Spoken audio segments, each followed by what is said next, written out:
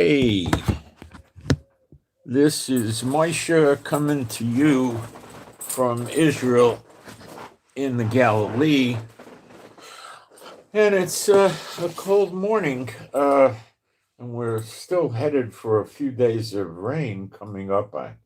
I'm really upset with that. It's going to be miserable for us here in Israel, I tell you that.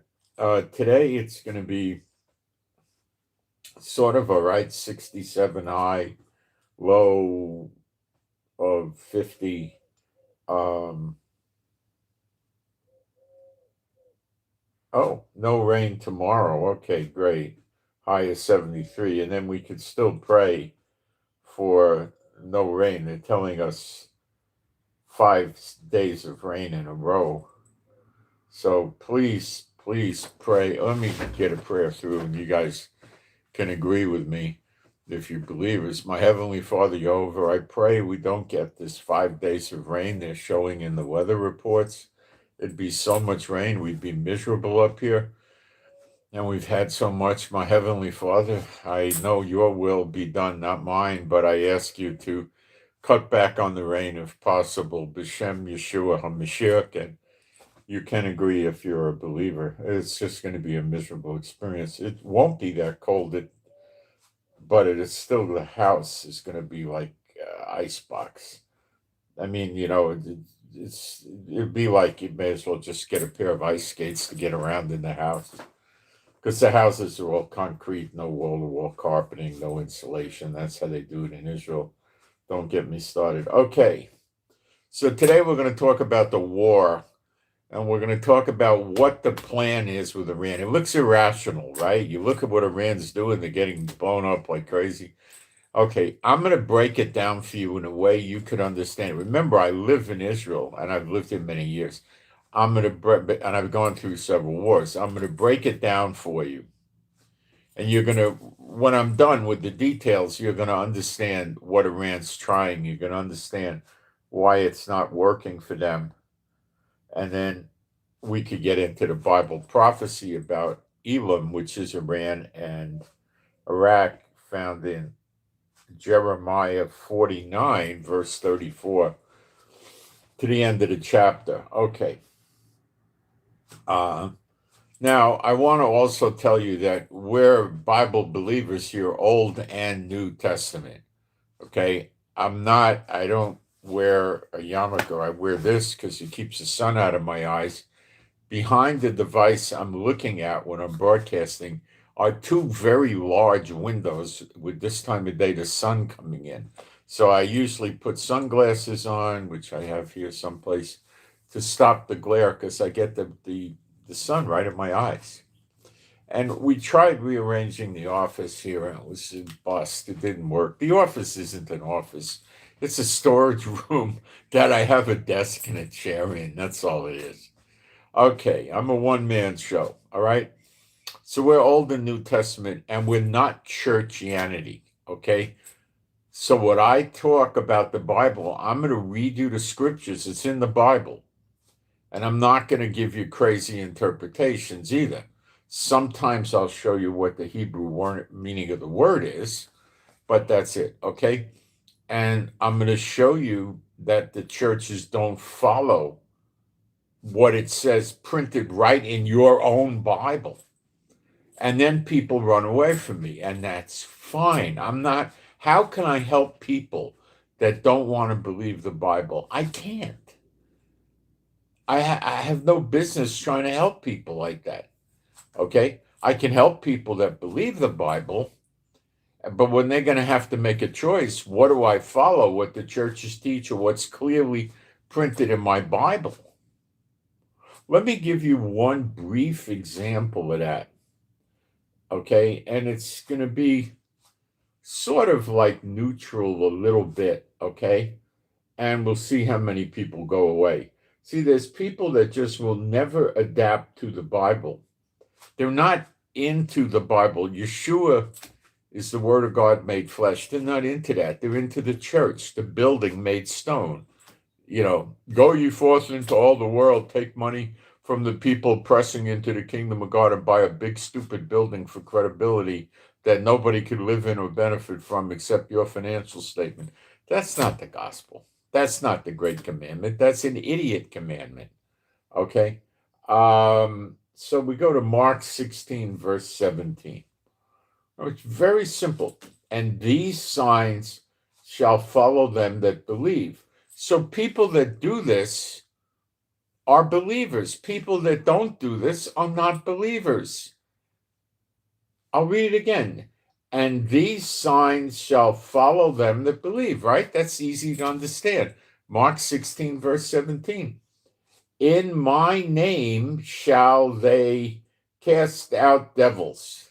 Now, we do that here all the time, and we agree with it. So we make it even more powerful. We're not afraid of the devil. We're not ignorant of his works and methods. We do it. Do you do it? Does your church do it? I rest my case. I'm not a church. Okay? I'm not a pastor. I'm not telling people they're under my control or anything like that. I'm just trying to get the truth out there. And when I come across churches that don't speak the truth, I like to illuminate it and make it very obvious. Because, when I do that, I'm probably going to scare 50 people away from me because I'm going against what Pastor Bob or Pastor Margaret teaches, and they're ignoring the Bible. But I'm going to help one who's going to come out from among them and make it to heaven. Broad and wide is the road to destruction, and many find that. Got it? Straight and narrow is the path, and few be that find it. How about that? Okay. Now I'm going to go into the live stream, make sure we got a live stream.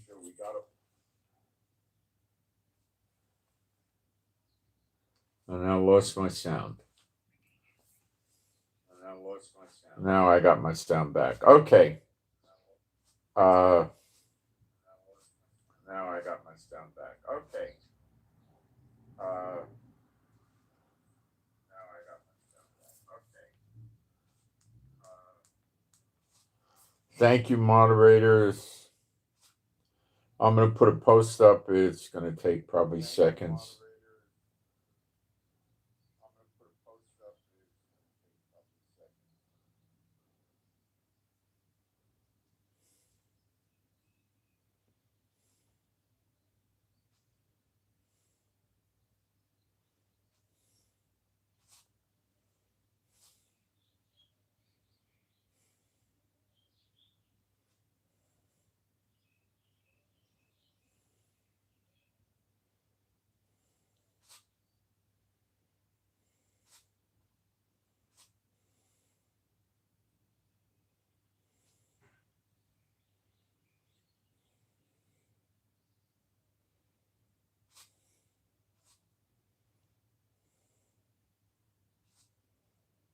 Okay, I got everything squared away here on the live stream. And now I'm going to do some praise. You can join in if you like. There is no God like Jehovah. There is no God like Jehovah. There is no God like Jehovah. There is no God like Jehovah. There is no God like Jehovah. There is no God like Jehovah. There is no God like Jehovah. There is no Messiah like Yeshua. There is no Messiah like Yeshua. There is no Messiah like Yeshua. There is no Messiah like Yeshua. There is no Messiah like Yeshua. There is no Messiah like Yeshua. There is no Messiah like Yeshua. All right, let me just make you guys understand the war. Iran has built missiles, okay? They built what's called a missile city, some sort of assembly line way of launching missiles from a facility that's embedded in the side of a mountain or underground. And they've got over 100 of those locations, I'm told. I've never stepped foot in Iran. So they're enclosed. They have lots of concrete and stuff on top. So they're rather difficult to hit with an explosive, a bomb or a missile. Now, let's break this down. So everything, including the missile launcher, the missile and everything and the crew, I guess, is enclosed inside under the ground. When you want to shoot a missile, you have to open an opening that allows the missile to see the sky, right? And then you launch the missile. When the missile is opened, we get a lock on where that opening is, a very precise lock, which is the missile launch site. Okay, so that's the weakness to this whole thing. The door that opens is not made of, 16 feet of reinforced concrete with, 300-400 feet of dirt on top of it. How in the world would they ever open it, right? So it might have 2 or 3 feet of concrete or something like that, right? But if you load it up with too much armor or concrete, you're going to have trouble getting a motor to move it, okay? All right? So when we know where the opening is, where the door is, the door can go, like this, or it could slide back. What else can it do? That's about it.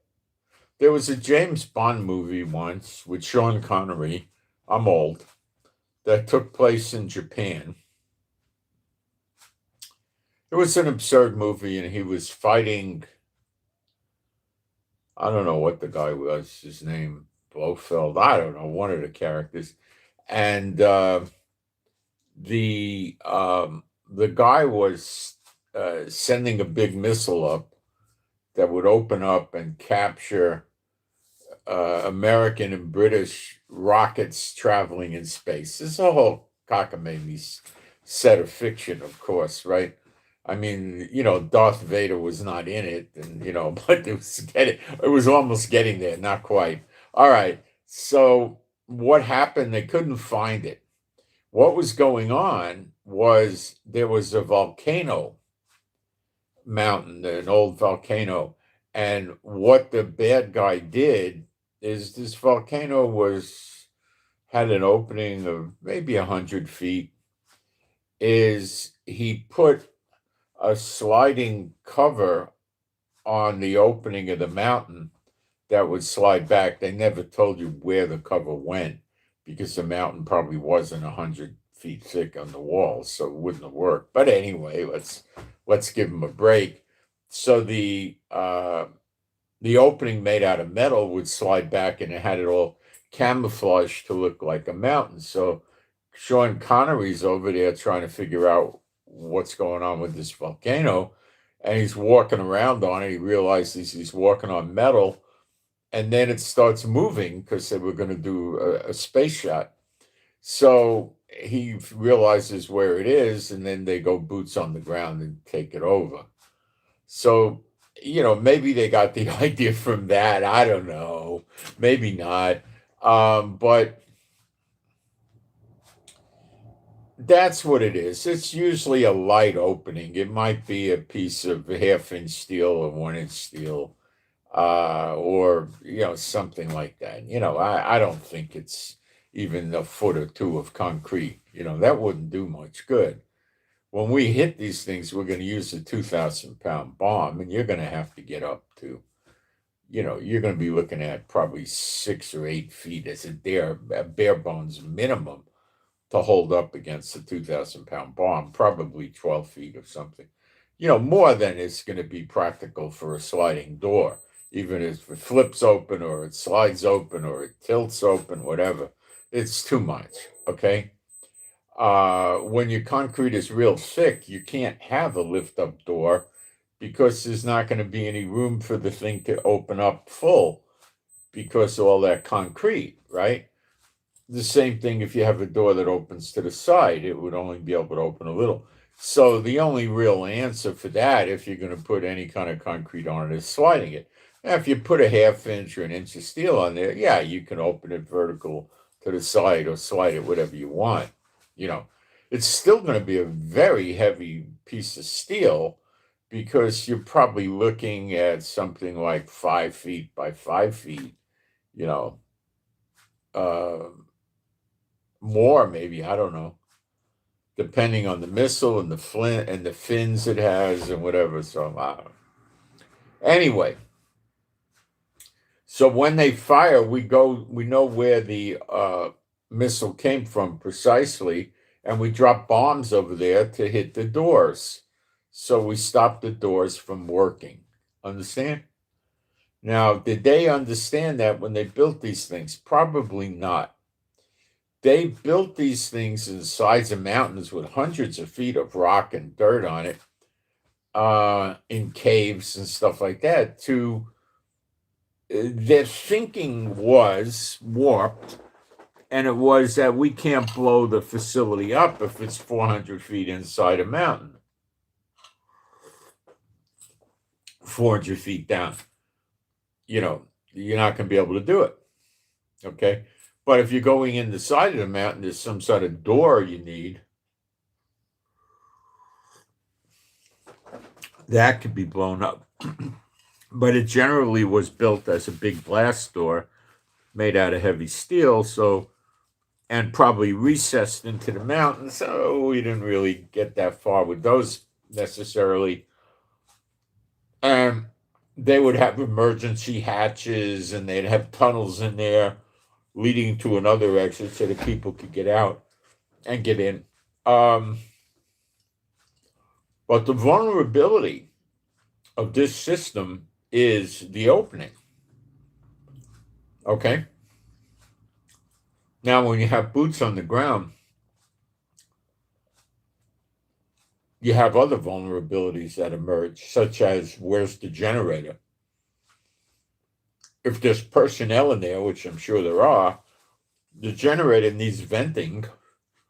You can't just have a generator down there and burning fuel and creating carbon monoxide and, killing everybody. So they need to exchange the air, and that gives you an opportunity to get explosives in there.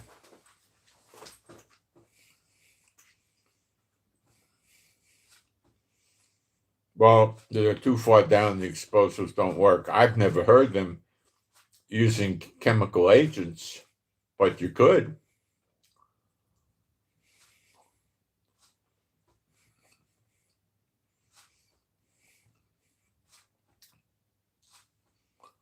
You could do that. Okay.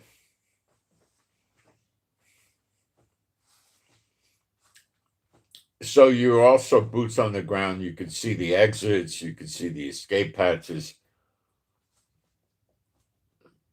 Instead of blowing them up, seal them. Right? We have these bombs that we put in tunnels in Gaza. They don't really boom and blow up. They create stuff that looks like styrofoam, but it very rapidly hardens into concrete.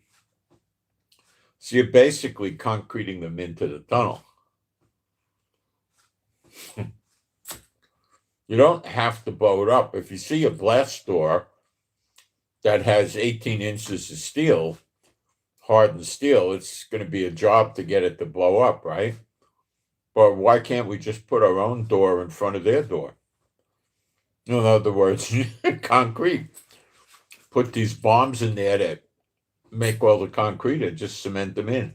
So, yeah, they could open their door. Maybe their door might not even open because it may get stuck with our concrete, but then they can't get out. And supplies can't get in.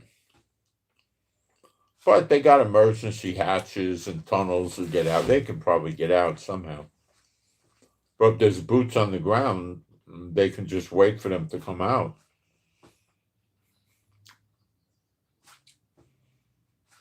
Take them prisoner, interrogate them.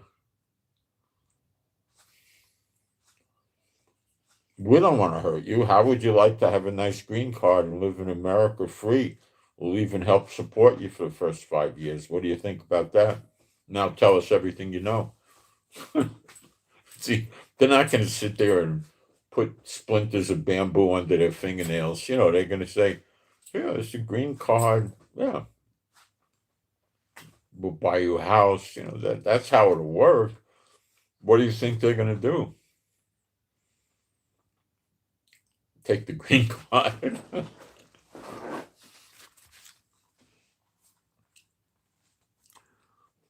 Iran's losing. All right. So that's your missile cities. Now we need to talk about. Now, this is what it says in. Why are we talking about this? It's very important with Bible prophecy. Elam consists in the old days of Iraq, Iran, and maybe small parts of Syria. Okay. The prophecy of their destruction, which is rather apparent to many people, is being fulfilled right now. I could care less what your church thinks about that.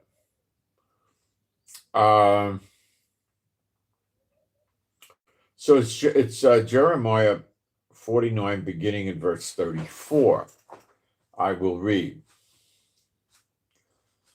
The word of Jehovah that came to Jeremiah the prophet, that would be Yeremahu HaNavi, Jeremiah the prophet in Hebrew, against Elam. In English, it would be Elam, and in Hebrew, you'd pronounce it Alim. Not El-Al, but we'll keep it with Elim. It's Elam.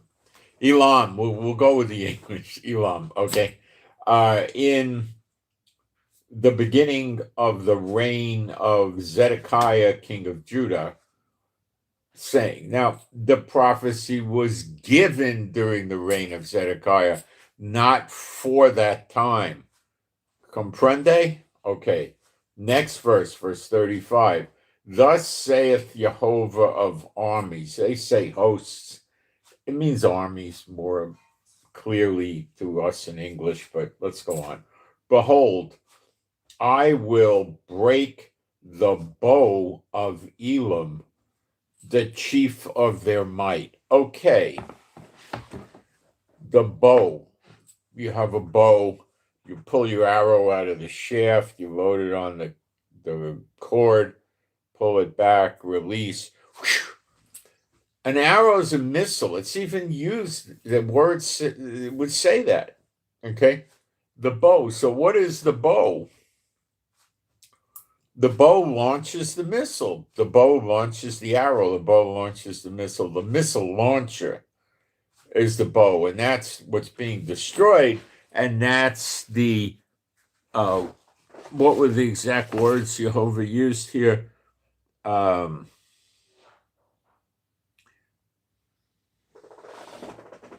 my stupid iPad shifted. Stupid thing.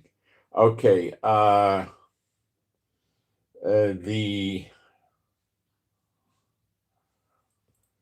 gotta get down here. I have bad eyesight, and it's very helpful to have an iPad with bad eyesight, but it's also a piece of junk in a lot of ways. Okay. Verse 35, Jeremiah 49, 35. Break the bow of Elam, the chief of their might. Okay. Now, let me give you some things you might not know, basic war stuff that we know in Israel. The amount of missiles a crazy maniac country has is not relevant by itself. It's very dependent on how many missile launchers they have. Let me explain. Let's say you have a country with 250,000 missiles and 300 launchers. You have another country with 75,000 missiles with 800 launchers. The country with 800 launchers, all things being equal, is far more deadly than the country with 300 launches. Okay? When the country counterattacks the missile launching country, they destroy their missile launchers. Right? That's what they go after. Because when the missile launchers are kaput, they can't really come after you.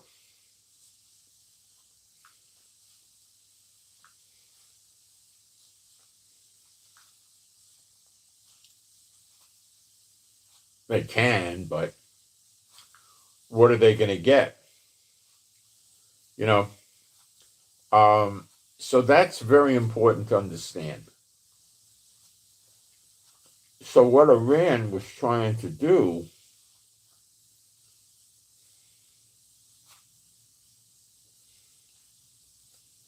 was use these missile cities where they put a lot of missiles in there with a launcher that was kind of automated, and they could fire out missiles pretty rapidly, but they had many, many, many missiles for one launcher. They knew we would be bombing them, so they armored them in a way by putting them under the ground and fortifying them with concrete, dirt, and rocks, and all kinds of stuff on top of it. Okay?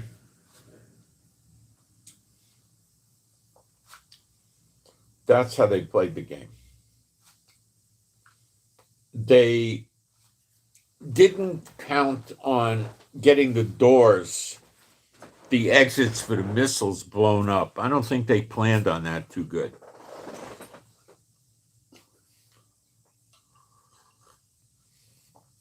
They figured if we came in with boots on the ground, it would be bloody for us. And we wouldn't want to do it. But between Israel and the United States working together, it's working. Now comes missile launchers. Mobile missile launchers. These are dangerous. Iran built a lot of these, and we think they have someplace around 120 or so left. Imagine like a Kenilworth tractor trailer cab, that pulls the tractor trailer, or the trailers.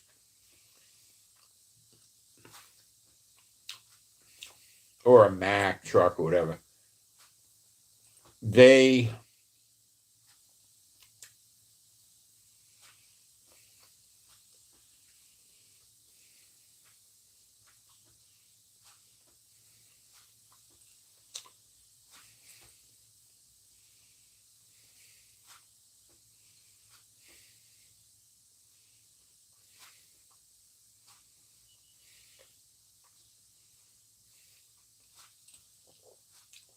pull a trailer, like a lowboy trailer, that has a missile launcher and a missile on it, and it might have another unit with it. They got the radar and stuff like that, right? And they got a crew.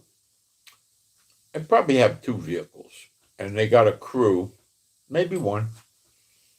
Maybe the radar's on that, and a crew, and a driver and stuff, right? So they know we're looking for these missiles. We've got planes overhead in Iran, America and Israel together all the time. As soon as they do a launch, boom, we get the GPS. They're down there bombing it. So they get like 1 shot for a missile launcher. Then they don't have a missile launcher anymore. So they hide these missile launchers. How hard is that? Underground garage, inside a warehouse, in the trees,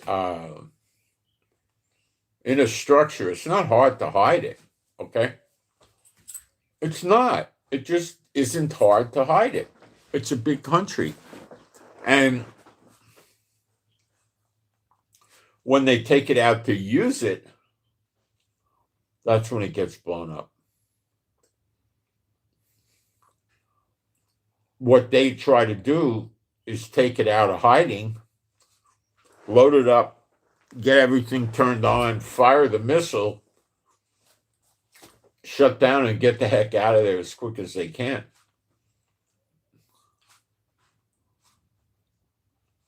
Easier said than done.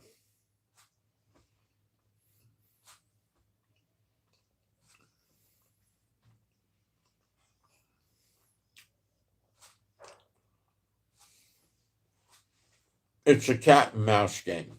The planes come very quickly and they fly around the area looking for the thing on the roads, getting away from there. Then they look for it and look for it and look for it. And if they can find it, they destroy it. If they can't, they can't.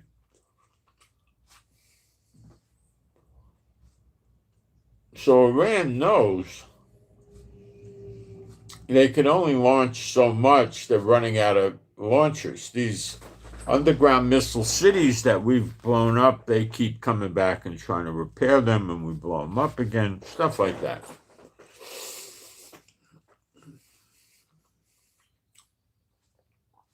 So what Iran is trying to do is get Israel and the United States to use up their anti-missile systems. Iron Dome, David Sling, Arrow 2, the THAAD.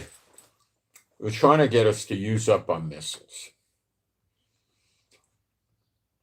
If they can get us to use up our missiles to do the takedowns, then we're screwed. We're sitting there and we don't have a way to go.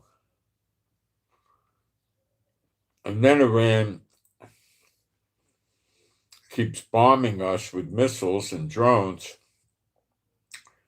because they believe they have a supply that's sufficient, going to last them longer than our supply of these anti-missile missiles. And then we're going to have to surrender or leave Israel. And the United States will have to surrender or make a deal with Iran or pull their military bases out of Israel. Then the oil-producing countries in Israel, in the Middle East, Kuwait, Bahrain, Qatar, UAE, Oman, Jordan, Saudi Arabia, are going to have to be under the dominion of Iran, or they'll just keep getting blown up. No more America here. Europe won't do anything without America. So then Iran runs the Middle East, sets the price of oil. So China pays $40, $50 a barrel, and countries they don't like pay $200. Or maybe they're nice, pay $160. Maybe they're mean, pay $300.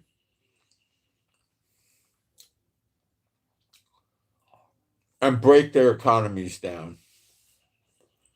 Eventually, these countries fall apart, and then before you know it, everybody's running around saying Allah Akbar, right? That's their pipe dream. But it is a pipe dream. It's a psychotic man's pipe dream. Okay. Now, does the Pentagon in America, the CIA, the Mossad, Israel, do they know this? Gosh, yes, of course they know it. Everybody in Israel knows it. The people on the street know it. All right, so we've got to and I'm going to talk to Lebanon next, and Yemen, the Houthis. We're going to talk about those because they fit in this. So And so does Iraq.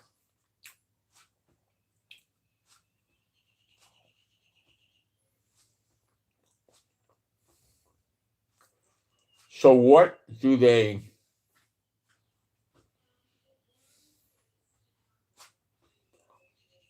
want to do is dole out their missiles a little bit every day to keep Israel on their toes, and to hit the Middle Eastern countries with drones and missiles too every day. It seems Iran sends more missiles to the Middle Eastern countries than it does Israel, or at least the same or something. I think more, because they don't have very great missile defenses and stuff like that. They get a lot of hits.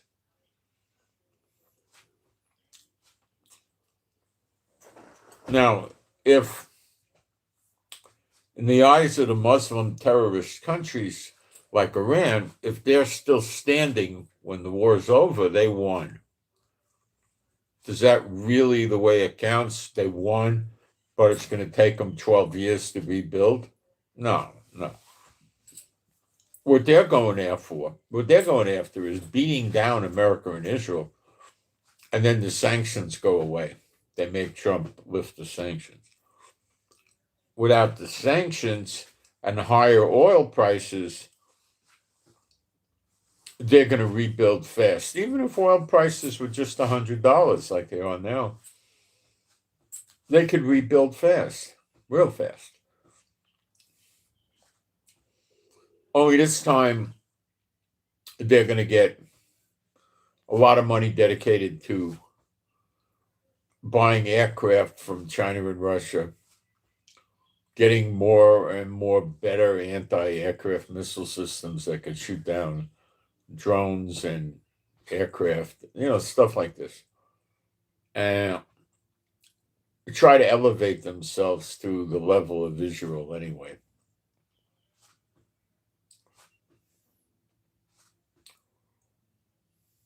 Okay.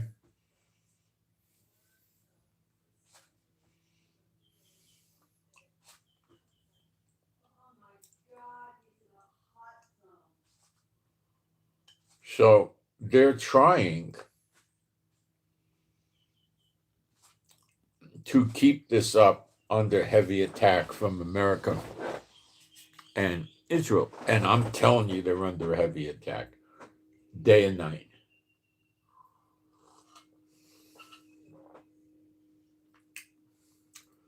They're trying to play an economic game. They figure it's cheaper for them to build these missiles, but it really isn't. For them to hit Bahrain, Kuwait, Qatar, the missiles are not that expensive. It's medium range missile. For them to hit Israel, it's very expensive. They don't have that many.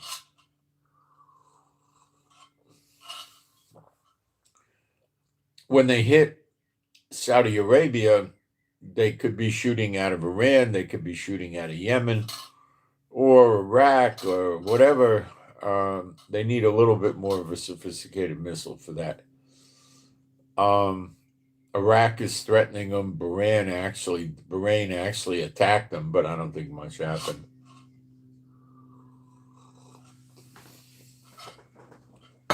Qatar, I think, maybe made a little attack on them. I'm not sure, but it's threatening to attack them, and the UAE too. The UAE has been damaged so much. Masses of people there are leaving, trying to get out.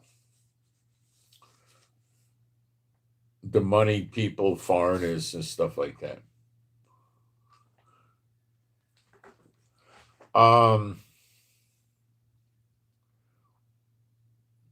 So what did Iran do to compound the problems for Israel? Is they dragged Hezbollah in Lebanon into the war. And Hezbollah, this is a little tricky, you have to concentrate. Hezbollah was launching a lot of short-range missiles at us, which are dirt cheap. It's still causing us to use the Iron Dome to do takedowns Okay? So they were trying to run our Iron Dome inventory down using cheap Junker missiles. So there is a UN resolution from a long time ago that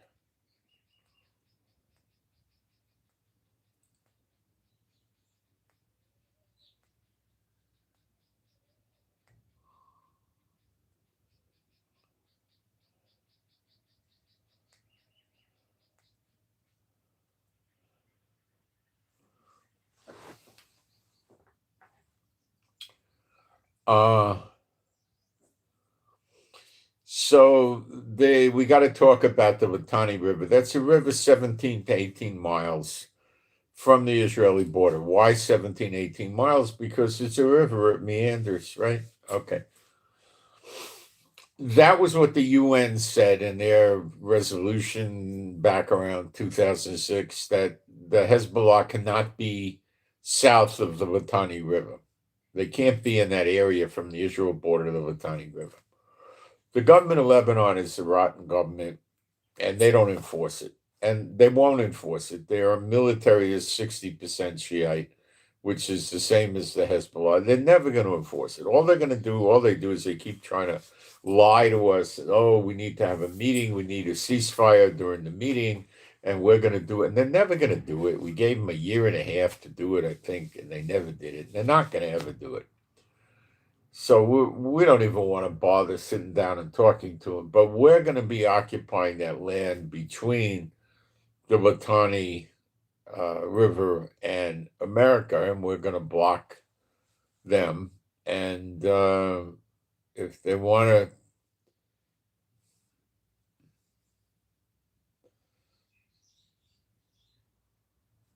it's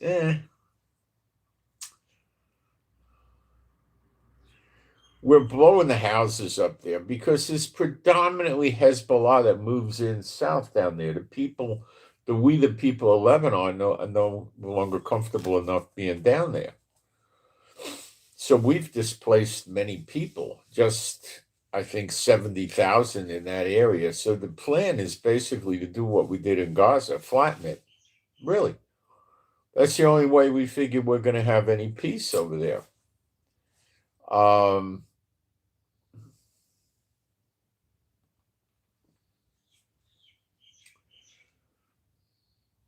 And what does that accomplish for us? And you got to pay attention. The short-range missiles, the Katyushas and stuff that they were using to make us fire Iron Domes at it no longer work because the Katyusha and the cheap junk has a max range of 18 miles.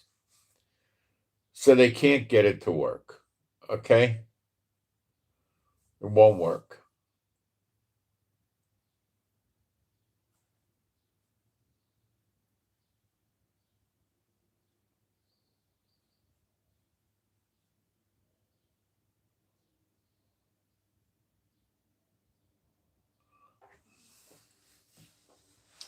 Okay, so that takes the load off of us here in Israel.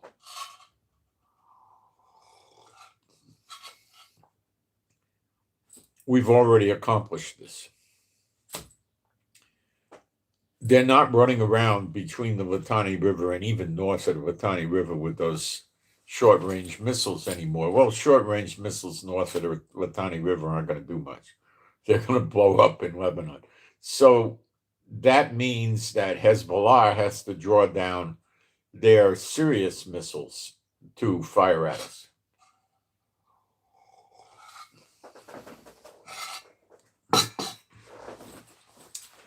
Serious missiles they have far less of.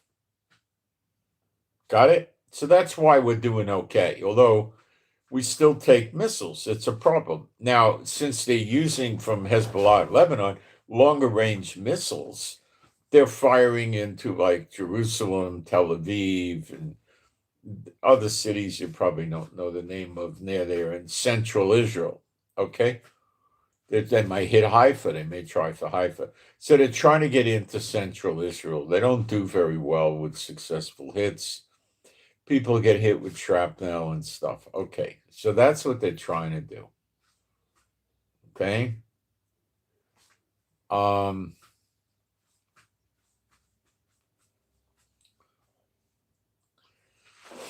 In the meantime, we keep going in with boots on the ground and drones and aircraft, watching Lebanon, attacking all over the place. We're bombing the daylights out of Beirut, the capital. That's way up from the border, way the heck up there. Hezbollah's been set up over there. And we're going to need to ultimately go boots on the ground to get rid of those tunnels they have. They have a network of tunnels where the Hezbollah live.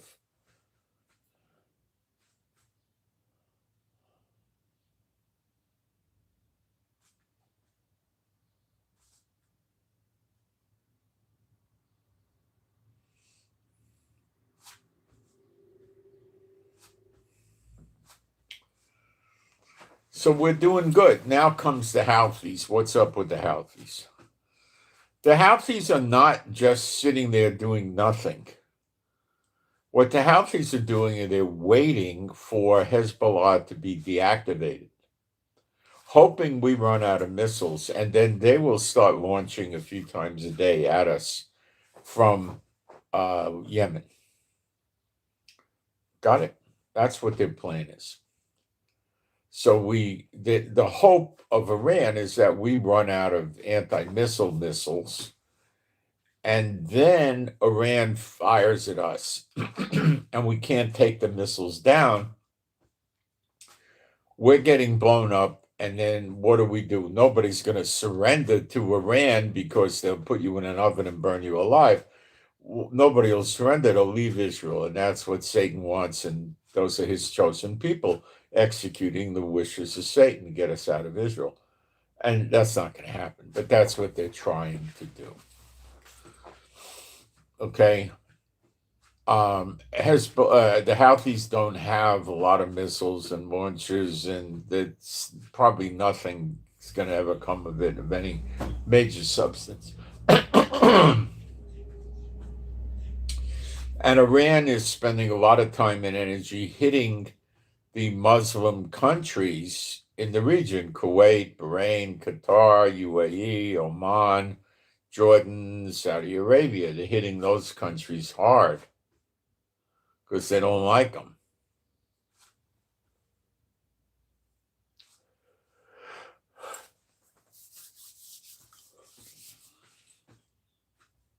And that's their plan. Okay, so what's America and Israel's plan? Is to create tremendous destruction in Iran.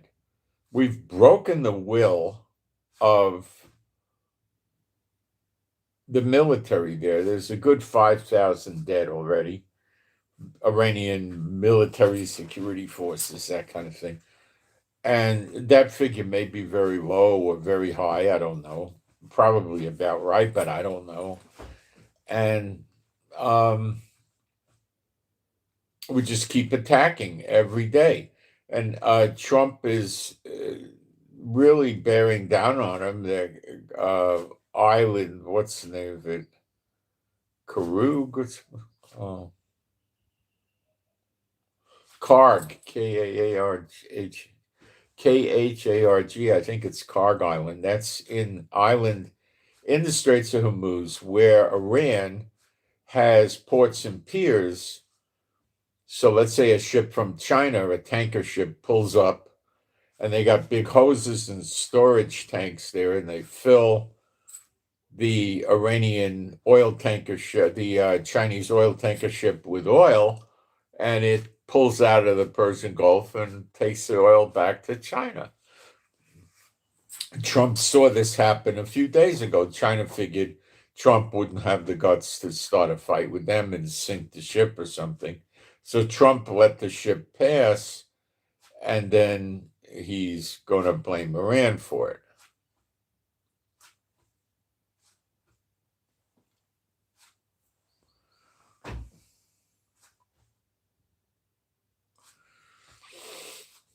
So the Karg Island is a key place, and Trump attacked their oil facilities there a day or two ago.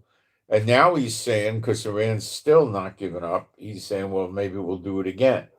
So when you knock out the Karg place, all of it, you blow the piers, the ports up, you blow everything up, the oil reserve tanks to fill the ships, pipelines, everything gets blown up, right? They probably have a pipeline from the refineries to go to the port or the pier, and they probably fill the tanks. Maybe every day or so they fill they could be filling the tanks at the same time the tank is pumping it into the ship,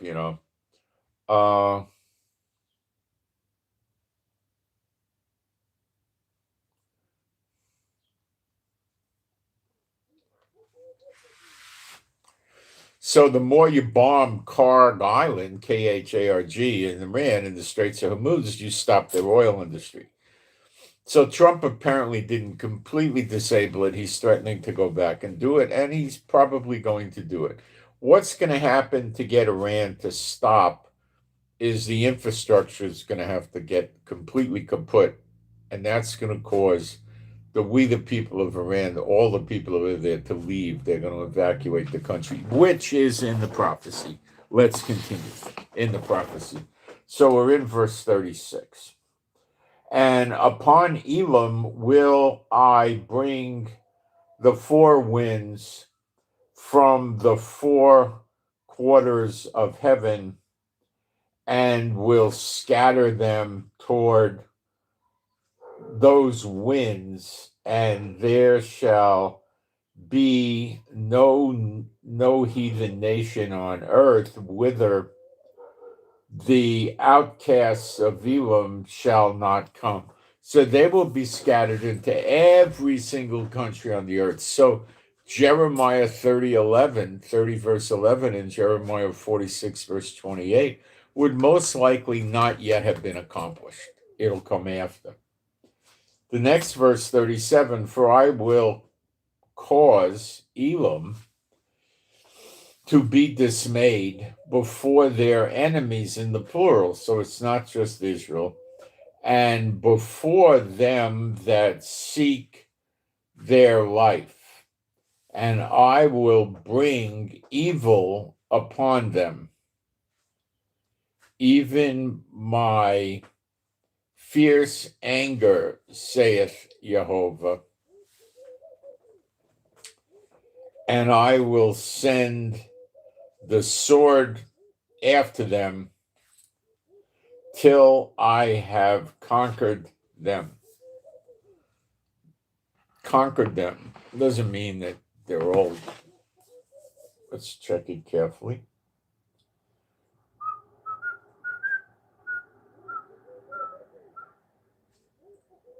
No, it's not conquered, it's consumed them, so they're dead. And I will set my throne in Elam, and will destroy them thence, the king and the prince, saith Jehovah. Well, the king and the prince, those characters are getting bumped off like crazy already in Elam, in Iran. It's ongoing. Now, it could also include Iraq, and there's fighting in Iraq. They hit the American base and the embassy a few times, and it's heating up over there. There's fighting in Iraq. They haven't launched at Israel yet either. Maybe Iran is saving them too, but maybe they don't want to launch against Israel. I'm not sure.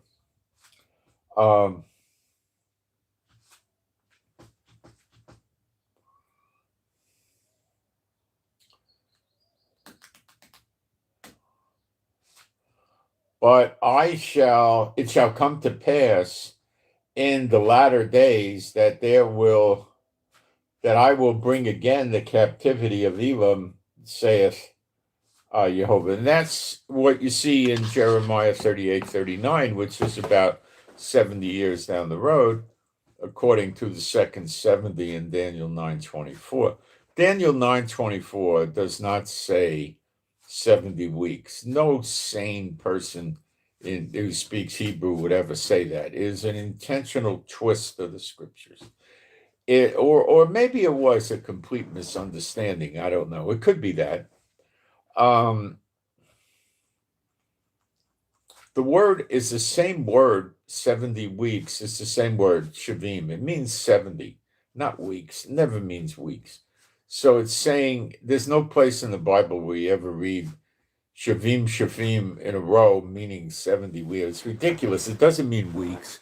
It's 70. There's two 70s on Israel. What was the first 70? Well, you could say the Babylonian captivity, 70 years, couldn't you? Sure you could.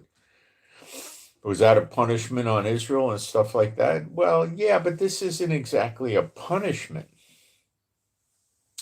No. This is giving Israel a time to repent and clean up their act. So the Babylonian captivity was a punishment period of 70 years. So maybe it references that. But let's look at it in another way. That might also be the case. When you go to the church books and you ask them, when was Yeshua born, you get cockamamie crazy answers like Yeshua was born the year 4 or the year 3 BC. So they're telling us that Yeshua was born 3 years before Christ. Gee, that's really smart. Can you explain that to me? Oh, wait, I got to get on your level. Let me get a fifth of Johnny Walker and guzzle it down so then I can make sense with you. That's how dumb you got to be. I don't drink, okay? Then you go to them and they say, Yeshua was born 4 or 5 years AD. So others will tell you Yeshua was born 3, 4, 5 years after the death of Christ. What in the world is going on? You understand? All right, what do we know? We know that in 70 AD, 70 years most likely after he was born, okay?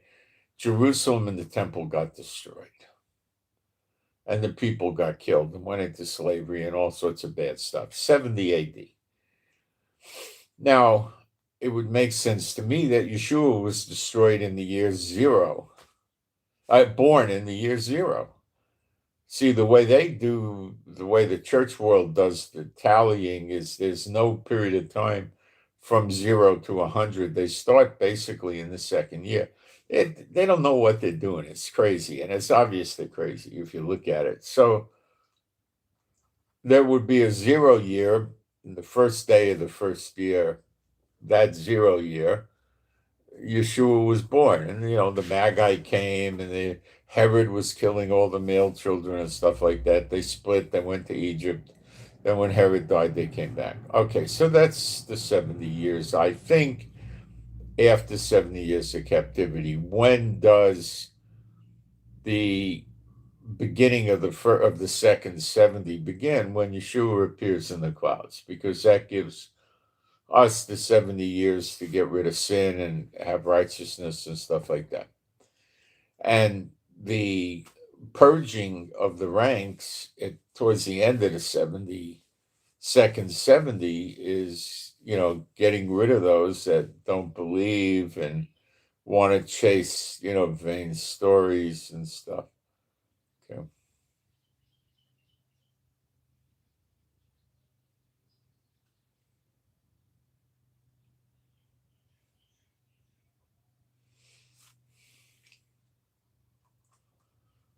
So that's what our Bible teaches us anyway. So that's what's going on with Iran, and that's what's going on with America. So America knows if they don't knock Iran down,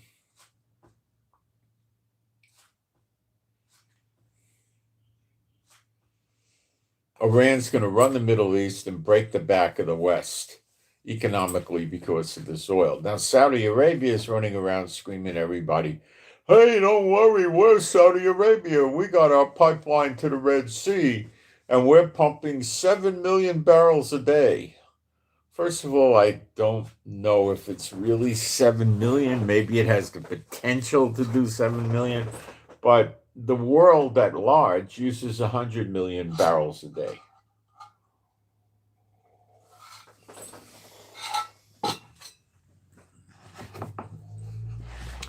So undoubtedly, the Saudis are helping, and it's not a bad thing they're doing in terms of keeping the prices down.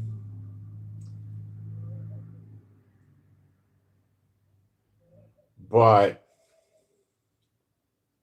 it's not ending the crisis at all.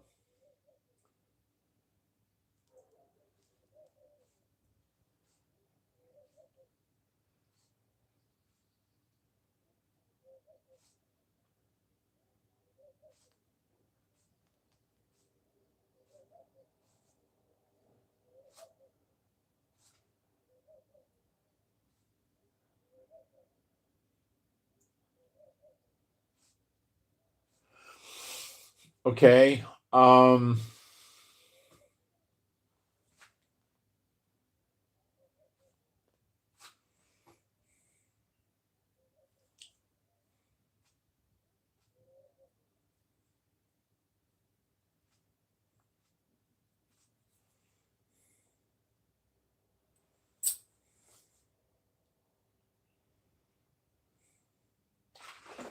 Let's check the oil prices and see what it looks like today.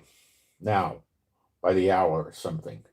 So I haven't checked it today. I don't know what's going on. Then we'll do gold and silver, and that'll help us keep an eye on what they're doing and how they're manipulating prices. And they definitely manipulate prices, but it has its limits as to how far they can go. All right, I'll use the voicing. What is the price of a barrel of oil, Brent and WTI prices today, this hour, right now? You got to tell AI very specifically that you want the prices immediate now. The prices. It's like yesterday. WTI, which is essentially American oil prices, are 99.40. It's basically $100. And the Brent is ranging about $104.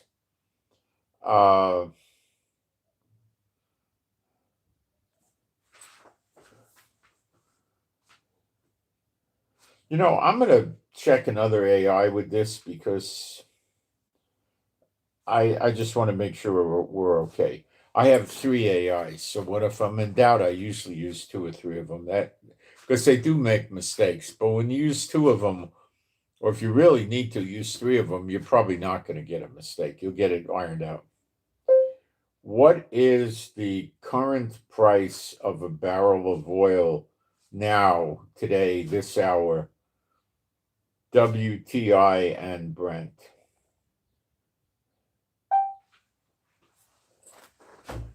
If it's the same, then we're pretty sure we got it right. If it's different, then we'll go to a third. And no, it's a few pennies off. I'll explain. The Brent is $104.73, and the WTI, the American, is 99 instead of $99.40, $99.68. I'll take that as the same. So that's the price of the oil now. It's high, but they're suppressing the gasoline prices. Let's see if we can get average gasoline prices.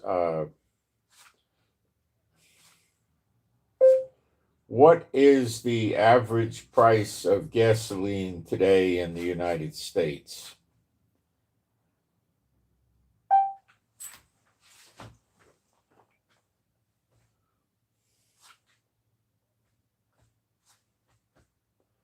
It's moving upwards, but not that critical. Regular unleaded is $3.68 a gallon. Mid-grade is $4.17. Premium is $4.53. It's getting up there. And diesel is $4.94. Diesel's like $5. So it's creeping up again, but it's controllable. We're not in, jeopardy area. It's rather controllable. Okay, now let's take a look at what our gold and silver is doing.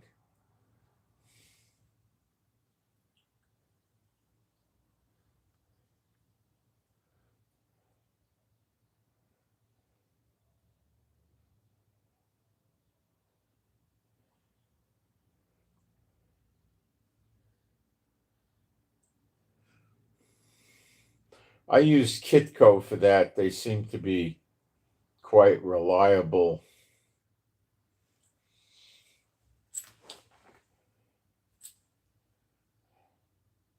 They're keeping gold down a little bit like they have been.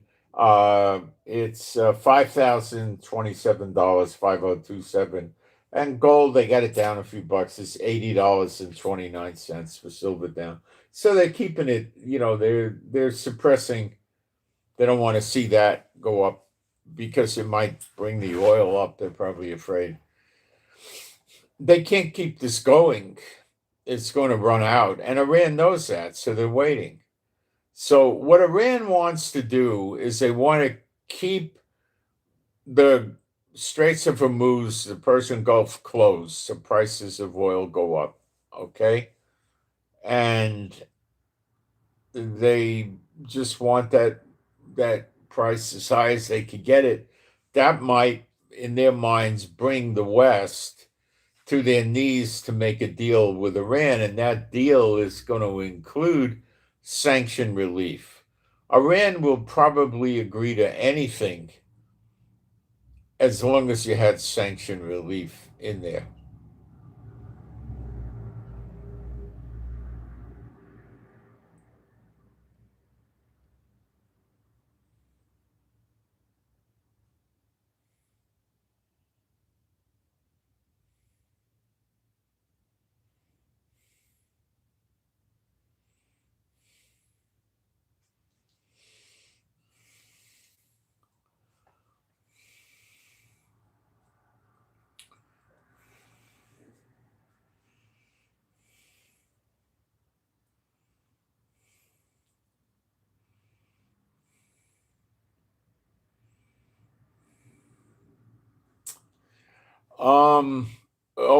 Gold and silver are not really down. These are very, very high prices.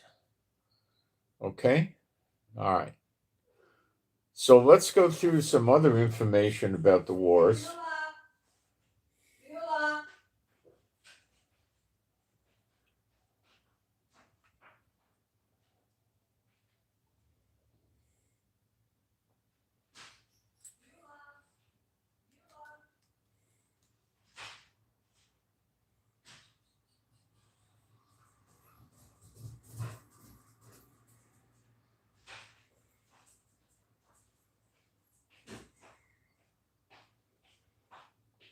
Was that Beulah running around?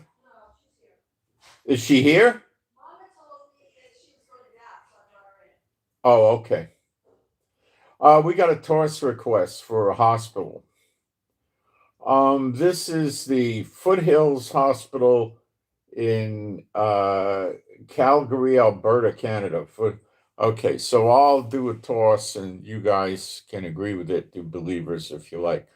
See, we don't just read Luke 10 where we could tread over all the power of the enemy and whether, and Mark 16, verse 17, these signs shall follow them that believe. In my name they shall cast out devils. Okay. And we also believe in the keys of the kingdom, binding and loosing. So watch me apply it. And then you could watch your churches never apply it and blame me for doing what the Bible says and run away from me and see where that gets you eternally. Okay. All right. So my heavenly Father, B'Shem Yeshua HaMashiach, I loose all the unclean spirits out of any person inside this Foothills Hospital in Calgary, Alberta, Canada. This will include anybody that's in the hospital, working in the hospital, visiting in the hospital, for any reason in the hospital, delivery. all the unclean spirits have to depart from these people immediately, never return unto them again, forever. B'Shem Yeshua HaMashiach. I further command all you unclean spirits for the next 10 years to not be able to be inside this hospital or appear to anybody inside this hospital or communicate with them or guide them, lead them, direct them, help them, assist them, or receive communications from them or have anything to do with them. For the next 10 years continuously, beginning now, B'Shem Yeshua HaMashiach. Now I refined this binding in the following way. If any person that has an unclean spirit attempts to go into this hospital on the grounds, the parking facilities, the buildings, anything, any part of the land of this hospital or the buildings or anything to do with the hospital, the ambulances, the helicopters, anything, you unclean spirits have to get out of the person before they enter the grounds or the buildings or anything owned, operated, or controlled, or leased, or rented by this hospital. You cannot be inside any of these grounds, buildings, vehicles, helicopters, planes, or anything belonging to or operated by this hospital.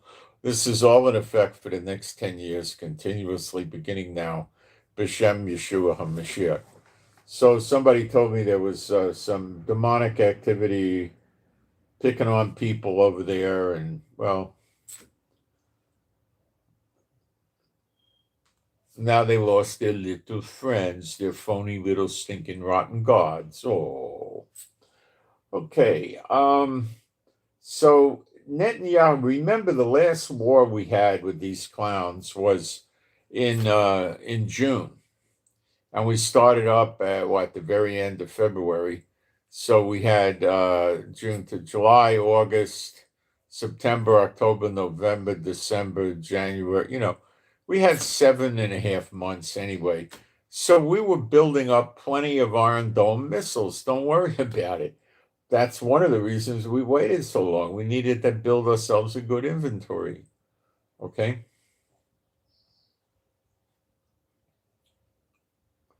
So what Iran is just looking to do is not to lose and call themselves a winner, that they won. Okay?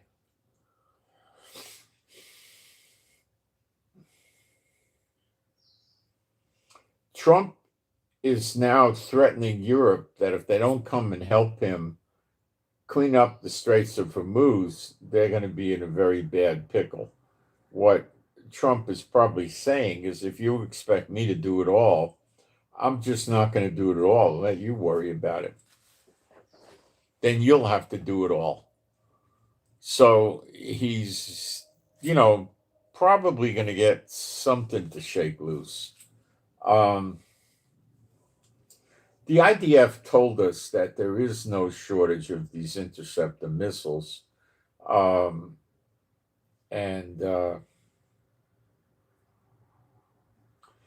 was a report by somebody who said that we did have a low supply, but then the IDF came out with an official statement that we're in good shape, not to worry.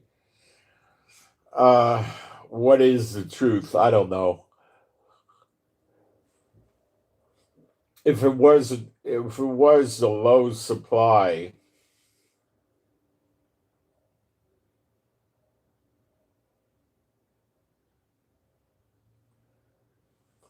there would be panic in Israel. Okay.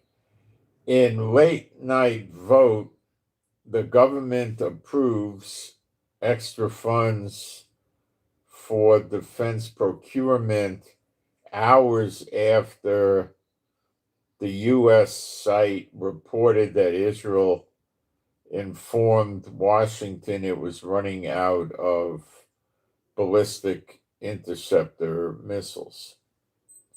A senior military intelligence official summarizes the campaign so far. Okay, I'll get into that with you. So we're getting mixed stories, but I have a feeling that we had a whole large amount of these things, these interceptor missiles, and running out? Not yet. I don't think so. I don't think so. I think this is going to work out.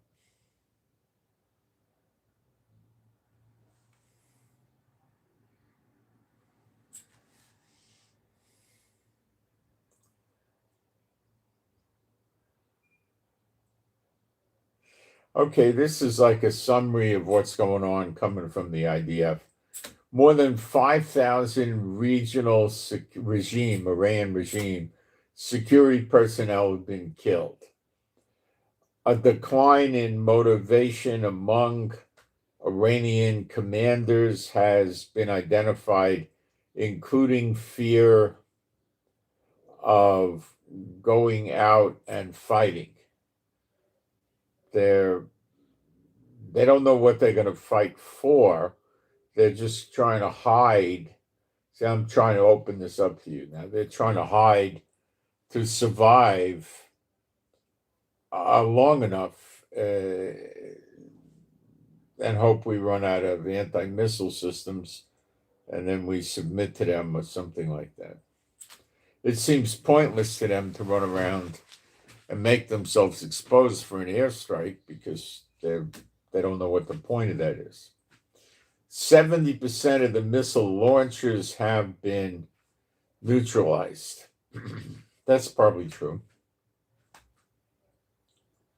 Iran has launched approximately 360 missiles. I think that's total. Since the end of Operation Rising Lion, the Iranians managed to produce about 1,000 ballistic missiles. Currently, the production rate stands at 0. The IDF has struck around 100 air defense units, weapons systems.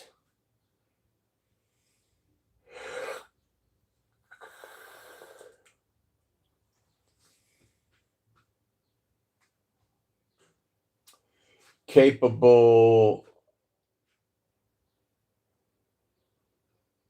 of threatening aircraft. So these systems were coming from China and Russia, and they've been taken out to a large extent because we do have air superiority all over Iran now, America and Israel, without any stealth aircraft. You don't have to be stealth. That's why we're flying B-52s over the place now. So we were very successful on that, which is very, very important, because then you could just strike whatever you want to strike. The IDF has struck around 100 air defense weapon systems in Iran that were threatening the aircraft. Okay. About 120 radar systems have been targeted and blown up.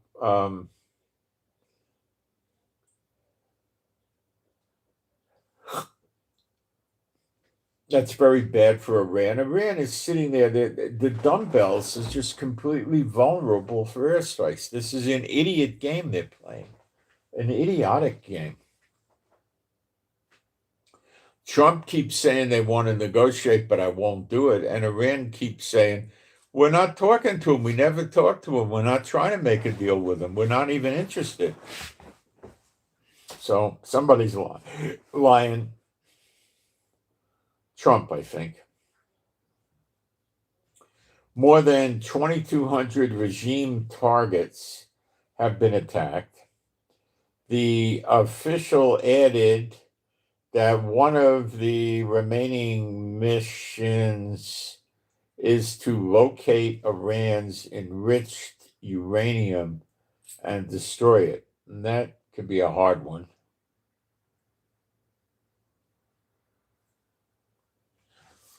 I mean, you got to know where it is.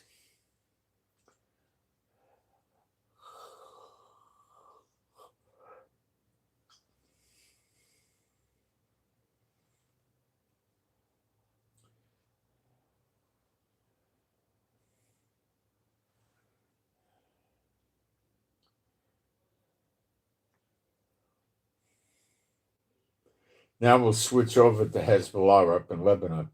Hezbollah currently possesses above 16,000 rockets. That's not a long-range missile. That's a short-range item. That's saying before the 2024 operation, they had about 150,000. So we got them down by probably 90%. Okay. The IDF just does a incredibly great job.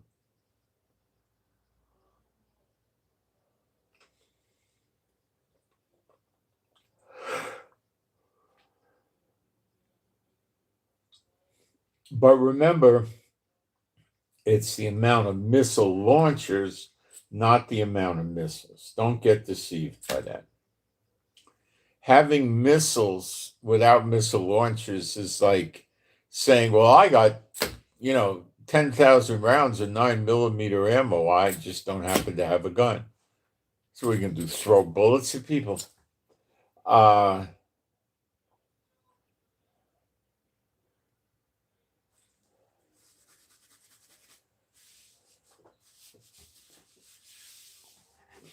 Okay, approximately 450 Hezbollah terrorists have been eliminated since we started fighting with them some weeks ago, including about 120 members of the Rawan force.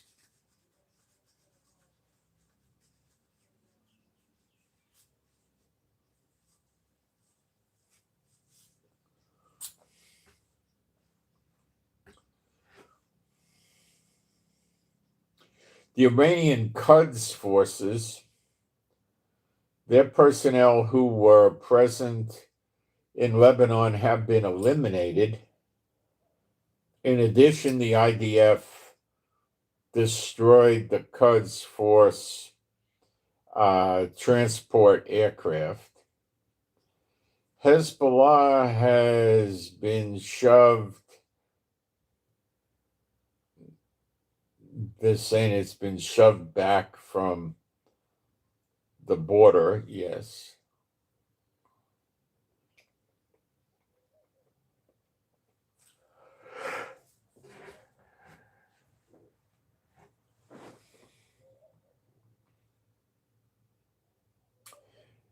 And they lost their short-range rocket edge, and now they're scrambling to pivot to longer-range missiles, drones, and cheap munitions.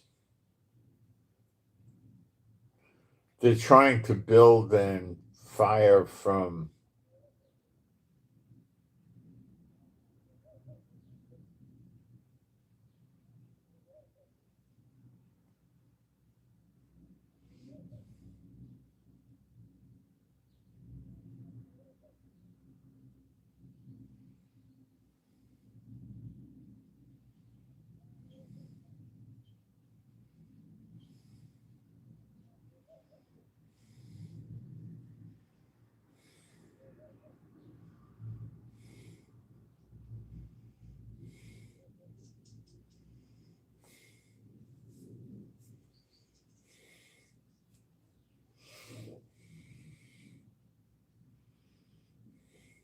This is a big thing because their plan was to run these short-range Katyusha type missiles at us that would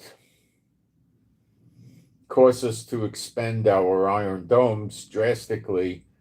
And they were hoping that would open the door for Iran to hit us with more powerful missiles, bring us to our knees, make us run away or whatever. It's a little foolish, but that's what they believe in, and that's what they want to try. What are we going to do? They're a pain in the neck.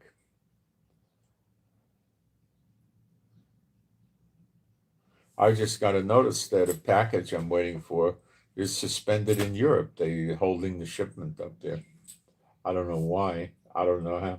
It could be something happened in Europe. It may not be us, but they might be afraid to fly in right now. Let me get back where I was. My stupid iPad moving around.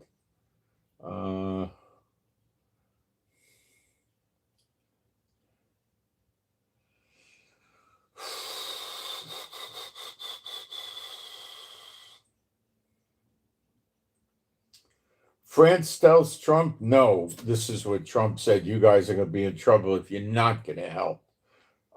Macron says, we're not going to send warships into the Strait of Hormuz to escort, merchant ships, as Trump requested. So Trump's going to say, fine, I'm not going to stop the Strait of Hormuz either. You don't want to do it. I'm just following your lead. I'm not going to do it either. That's what Trump's going to say.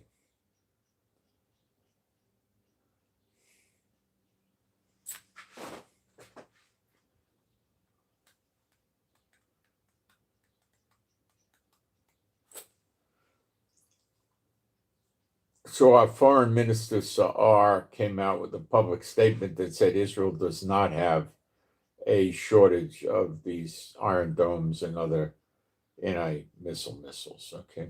And I don't think we do either. I think we spent those 7.5 months building up a big inventory because we knew what was coming. And I think at the same time, Trump was building up an inventory of what he needed.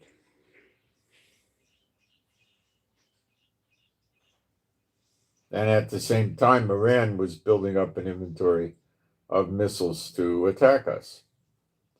Because they're lunatics. Their country is so busted up. I'm telling you, 10 to 15 years to fix it. And the amount of money would be incredible.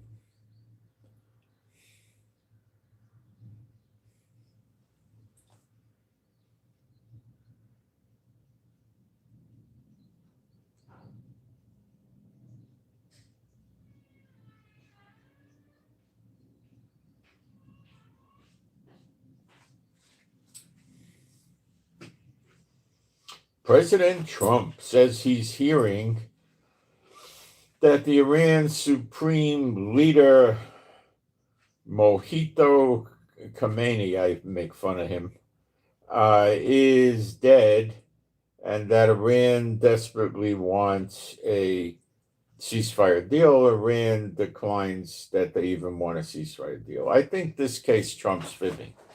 I think Trump really is approaching him every day to try to see if he beat him down enough to get a ceasefire deal, and they keep saying no. So Trump's realizing that Netanyahu's right. You got to drive him into oblivion. And that's what the prophecy is in Jeremiah 49. I'm hearing he's not alive, and if he is, he should do something very smart for his country, and that's surrender. No, he ain't around. Either he's in a coma or he's kaput. And that's it.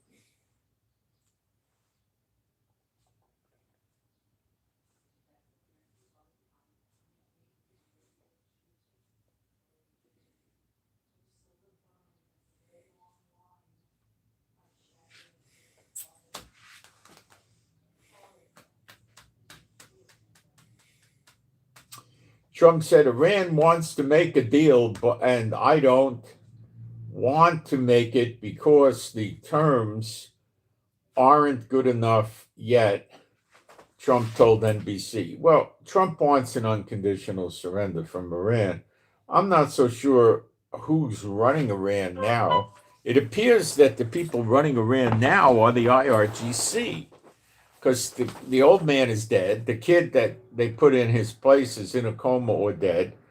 So you can't run a place when you're uh, dead or in a coma. I mean,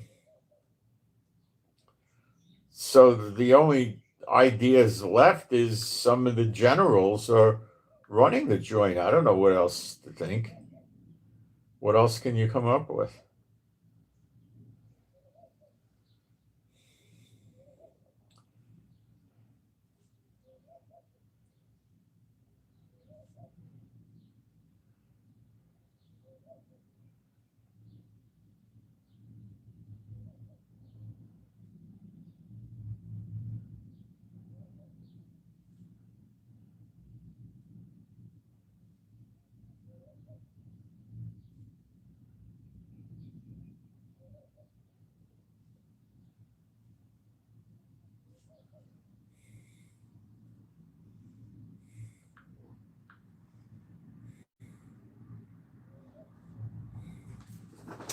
Okay, that was a delivery. All right. I think Trump is mad. They don't want to talk to him. They're not even being respectful about not wanting to talk to him. They're just, So I think Trump is turning it around on them. It's just another mistake they're making.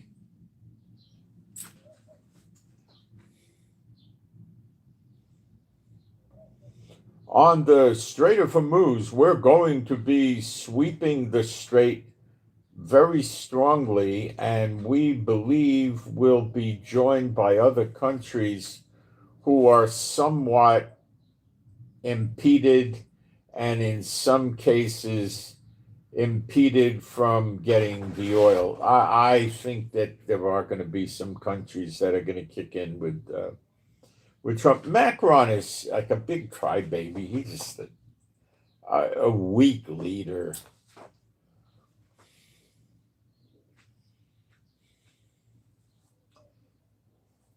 On Khomeini, Trump says, I don't know if he's even alive. So far, nobody's been able to show him.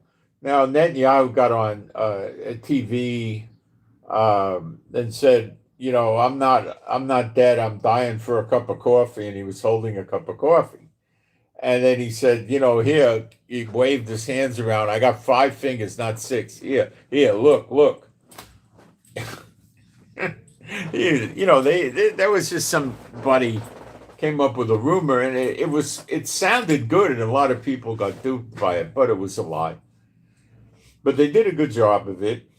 Okay, they might have taken an image of Netanyahu on a video and then made that image into an AI image and messed up the hands and the teeth. They could have told AI, make an AI image of this, copy it or something. That could have happened. You could have done that with probably a $50 program today. The American-Israeli cooperation has entered the hunting phase. U.S. Central Command has published the first images of the A-10 operating in combat missions. This is the A-10 Warthog. This is an old plane used in Vietnam. I know that. It's using bigger than a 20 millimeter. It's a 25 millimeter gun, I think, the cannon, or 30. Huge shells, big things, rip tanks up. These things will rip tanks up. They can fire rounds into a concrete wall building and knock the wall down.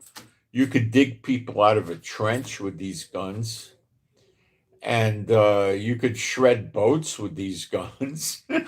They're not very fast, the planes. They're under 500 miles an hour, which is still, I think, 480 or something like that, 450. And very, very difficult to shoot it from the ground with a rifle or an AK-47 or a machine gun or something. But it's lethal. And what do they want those for? Well, they want to destroy something, maybe the go-fast boats in the Persian Gulf. Maybe the tanks that Iran has. I don't know.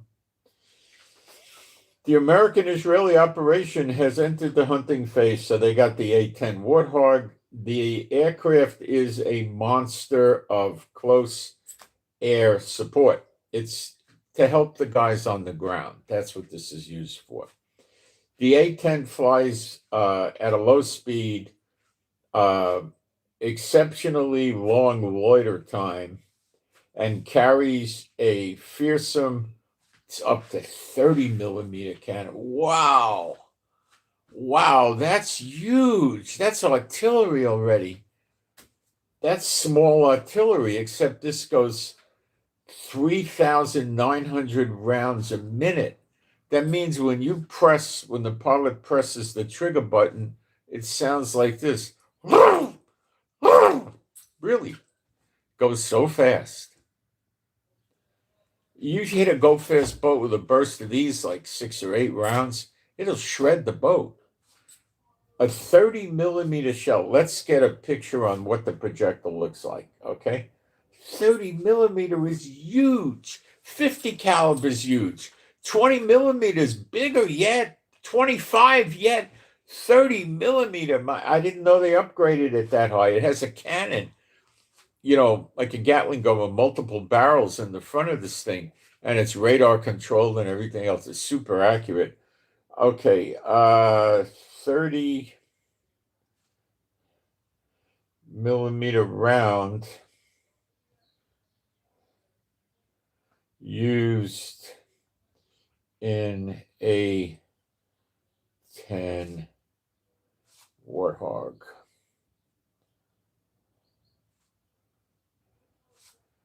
How heavy is the projectile?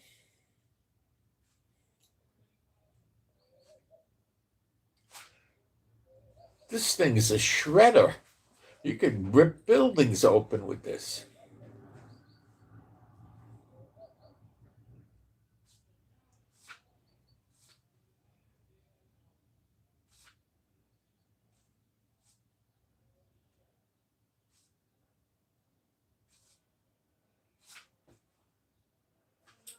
It comes out at almost a pound. The bullet, the projectile. It depends on the specific type of round. Some of these rounds are armor piercing. They're designed to hit tanks. They have spent uranium on that for penetration. Then they got other bullets that are high explosive. My gosh, this thing is deadly.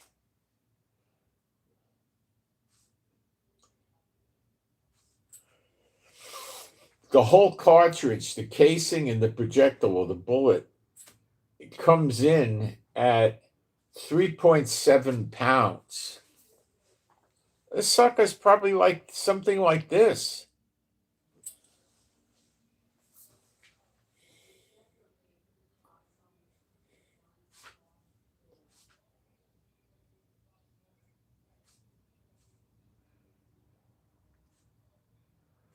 The muzzle velocity of this heavy shell is 3,300 feet per second. So it's traveling at the same rate of speed as like a 308 or a 30-06. Fast. Really fast.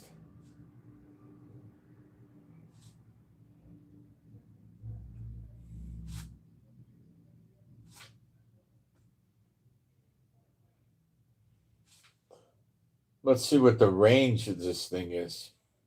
It's got to be 5 miles.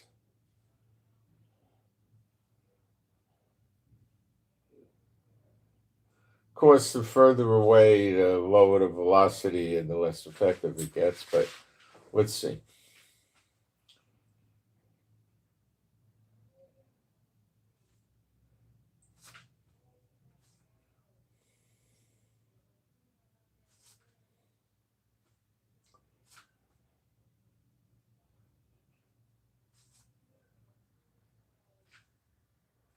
No, they're usually going to run at about a mile with this thing, roughly. Um, Less than a mile to a mile, or a little bit over wait a minute. Its maximum effective range will reach out to 2.5 miles.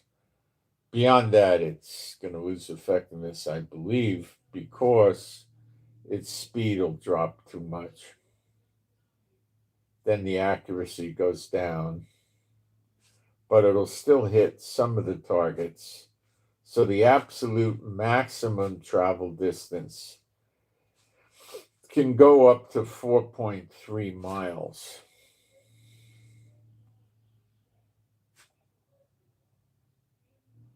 So it's not going to, every round is not going to hit. It might hit 1 out of 3 or 1 out of 4 or something like that, but it's predominantly used at about a mile. Wow. So I know they brought those over to the Middle East. Now they're starting to use them.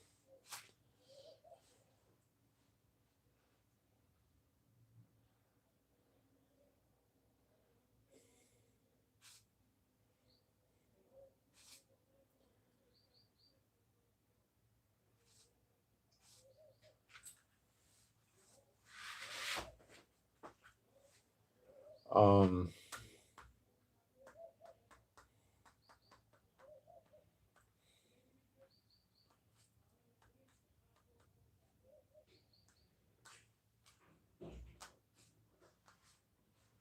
the aircraft carries 1,150 rounds.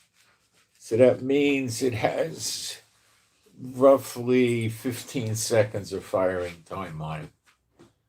Then he's empty. So that means when the guy is hitting a target, he'll squeeze the trigger like that. And that'll sound like, or maybe, crazy thing.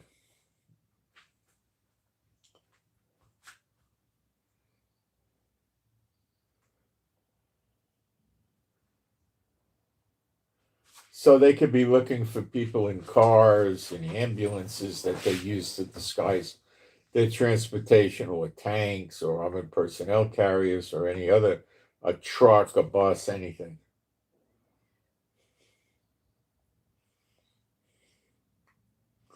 It'll shred it. Really shred it. Probably flip it over, you know.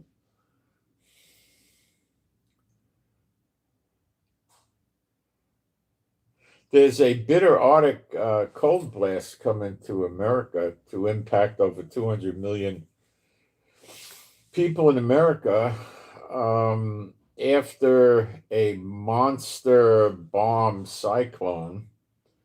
Over 230 Americans will experience below average temperatures through Tuesday as winter tightens its grip on the nation. This is the continuing whirlwind of the Lord falling on the head of the wicked. And that's what it is. So, yeah, we got a scripture for it.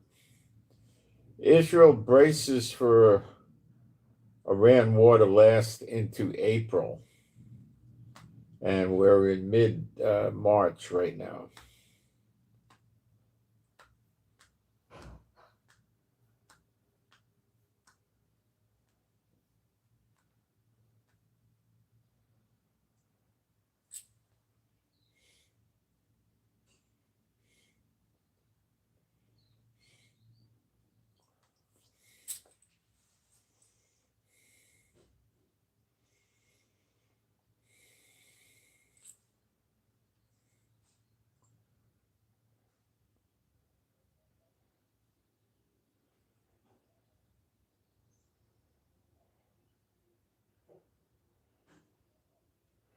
So we're pushing for more ground forces in Lebanon. The other day we were in 6 villages or 6 small cities. We're probably going to be in 12 or 15 or 20 this week. Um,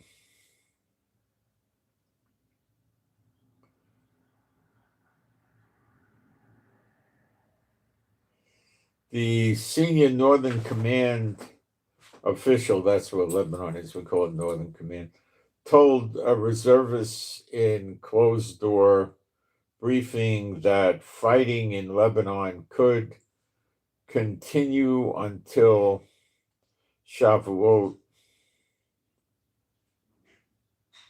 especially war in Iran to deal latest blows to Hezbollah. We will stay as long as necessary, additional forces preparing to deepen control of the territory. I don't know when the rabbis tell the people Shavuot is. I'm sure it's very incorrect, but let me take a look at what the rabbinical setting of this date is. Not that it really means much, but let's see if we can get an idea here. What the rabbis say. This is not going to be the true time of the holiday at all.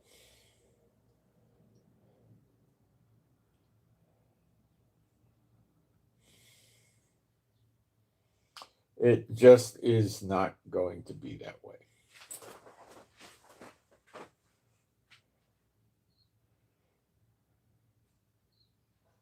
May 21st. So the Israeli military told us that we could be in Lebanon till late May, 60 days. I'm telling you, this stuff wears you out. It just wears you out. It's just exactly what it does. It wears you out.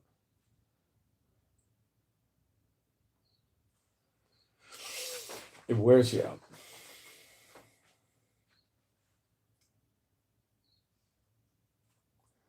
Okay, where am I at now?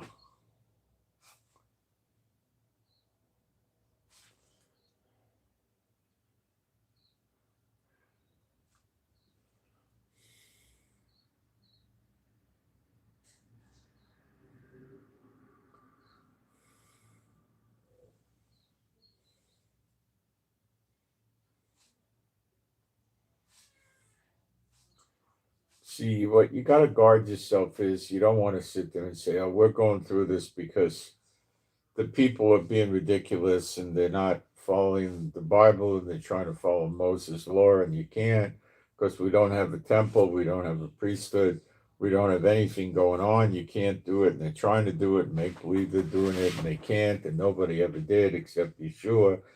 You can go down this road, but it's stupid to go down this road because God hardened the people. It says several places in the Bible, he closed their eyes and bound up their ears, lest they hear the true gospel and turn to him and get healed before the time of the punishment, so that 2,000-year punishment in Hosea 6:1-2 has to come to pass. It did, because now we're in recompenses, which is the end of it, the time of recompenses. And we don't know how long that time is. I know the Lord told me on August 10th, 2023, that's when it begins.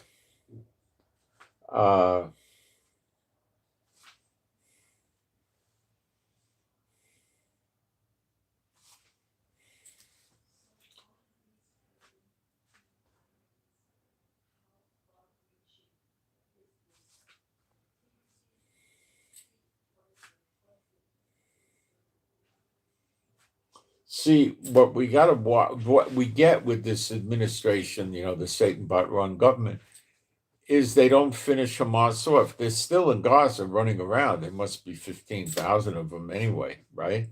They're still there. They're still up in Lebanon. They're still in Yemen. Nobody wipes them out. So they keep coming back and doing it over and over. So we got to pay by fighting them in a war multiple times. That's the problem you get with a moron like Netanyahu. Really, he's an idiot.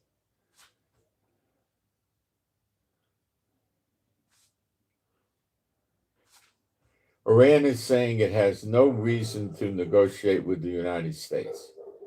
Well, what it means by that is we're just waiting for you to run out of anti-drone defenses and anti-missile defenses, and they might even run out of bombs too, and then we're going to come get you.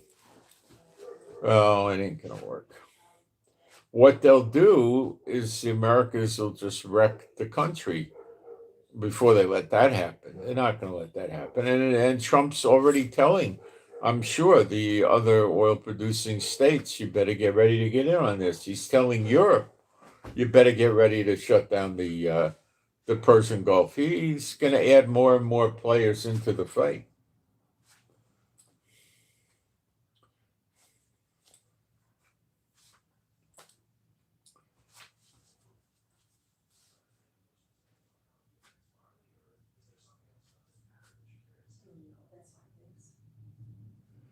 The Abbas Aragachi,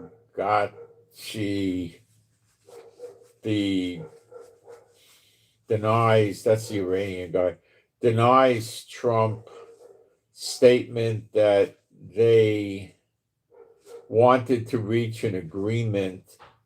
Tehran, he says Tehran never asked for a ceasefire or negotiations since the war started.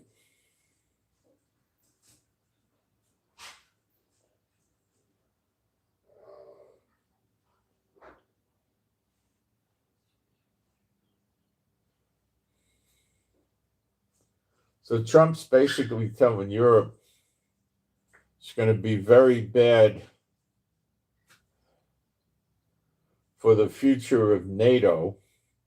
He says Trump threatens Europe without help in Hormuz. It will be very bad for the future of NATO. He's probably telling them he's going to pull out of NATO if you're not helping me with the closure of the Persian Gulf.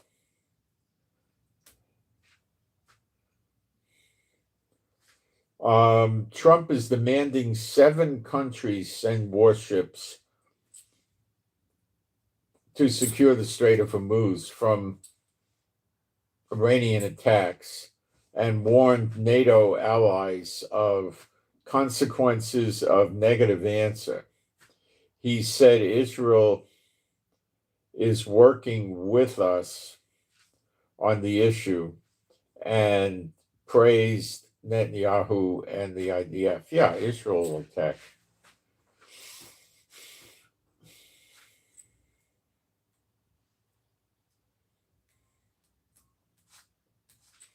The Europeans don't want to lose a warship. And they're not, they just want to play safe. They'd rather make peace with Iran than attack Iran. They're wishes. They're warm. They don't got guts.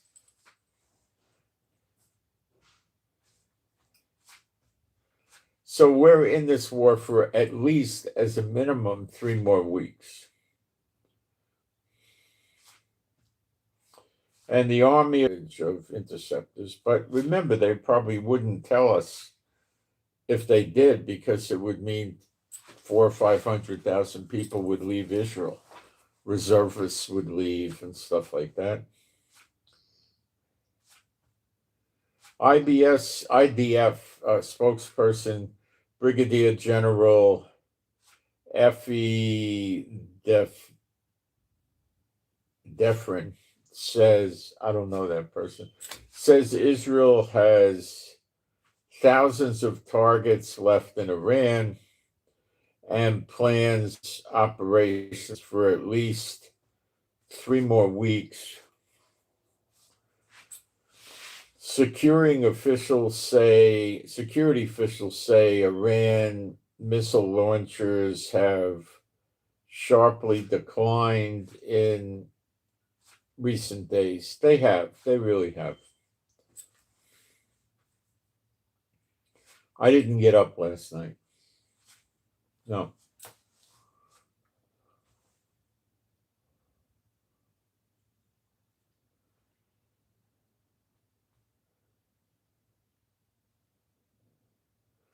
Trump threatens further strikes on Iran's key oil export. Okay, he's probably going to get to that point.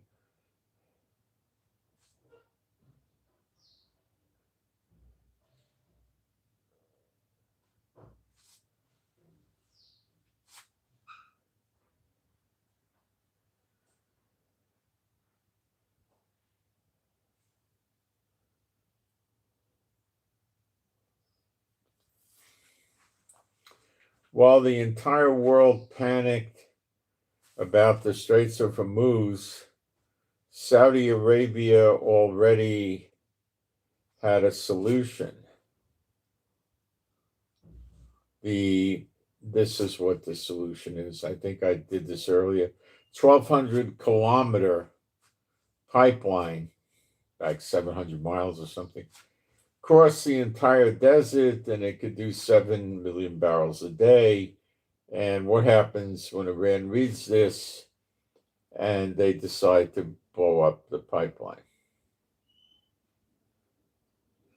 Now, Iran is so bold, they're issuing evacuation orders. They're telling people in Doha, which is the center or the capital of Qatar or Qatar, and Dubai, which is UAE, warning them that it might carry out attacks there soon, claiming that American soldiers are hiding in those areas. In hotels, I think specifically is what this is addressing. So they want to kill the American soldiers, so they're going to target the hotels. So the American people that are going to be aware of this, intel sources and so forth, and they'll order the soldiers out of these hotels before they get hit. Then the hotels will get hit. See, why is Iran making war on so many countries? Because the countries are such whooshes. They're so weak and scared, they won't do anything. And Iran knows it.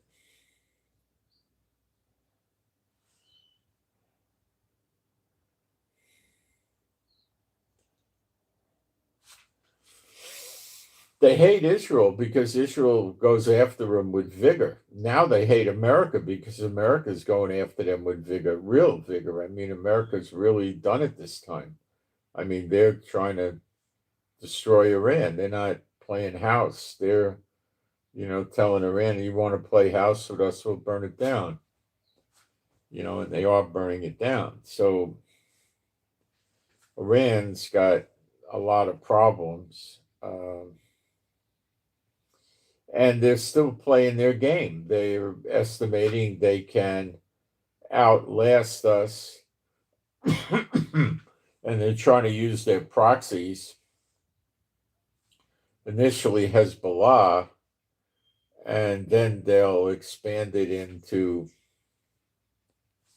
the Houthis in Yemen, I'm sure, when one runs out of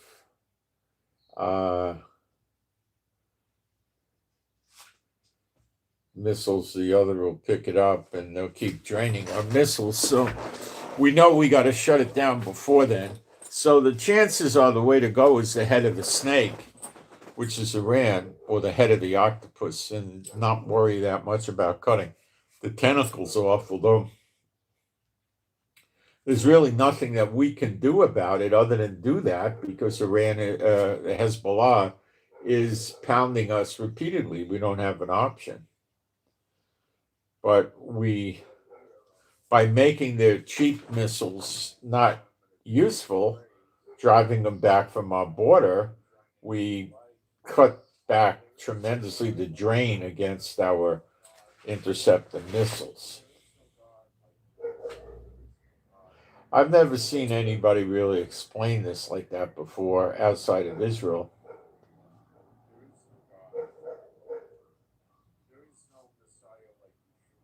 The safety comes from Father God Jehovah, not from something else. And I've got that.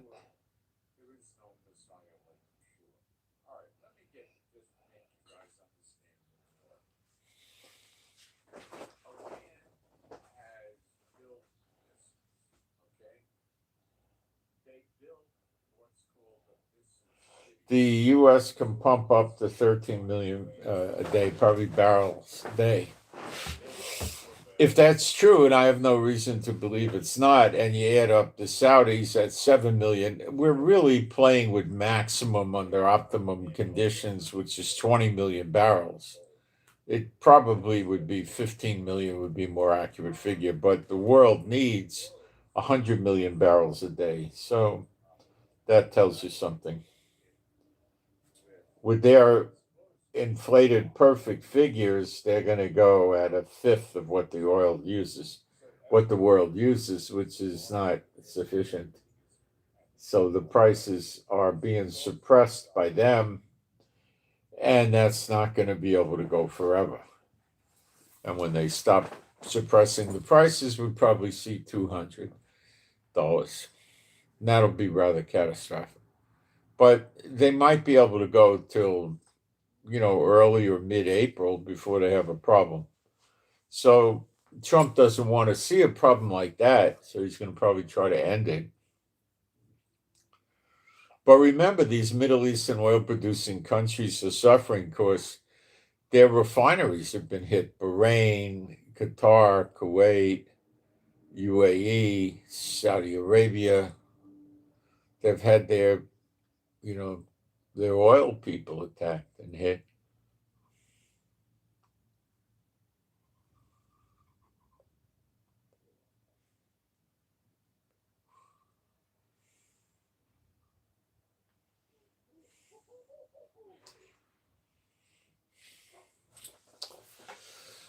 Okay, let's finish the Bible work from yesterday.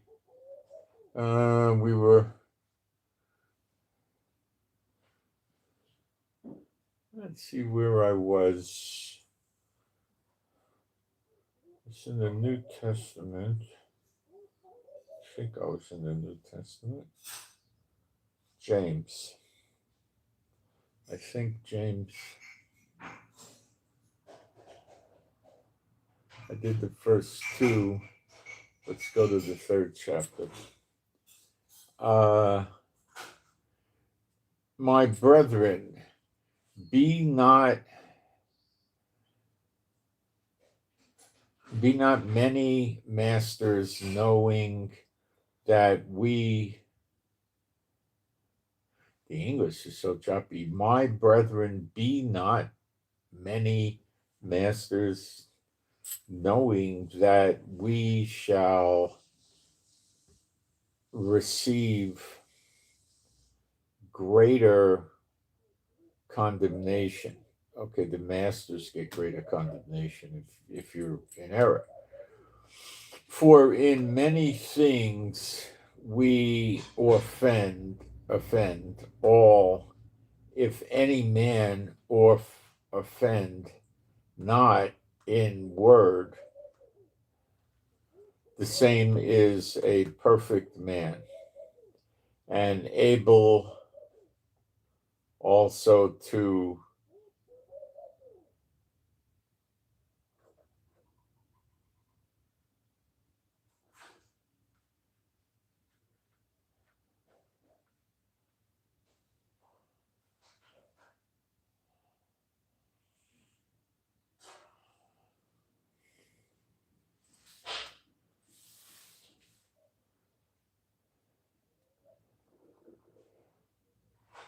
so that's how you become a perfect man. You control your tongue.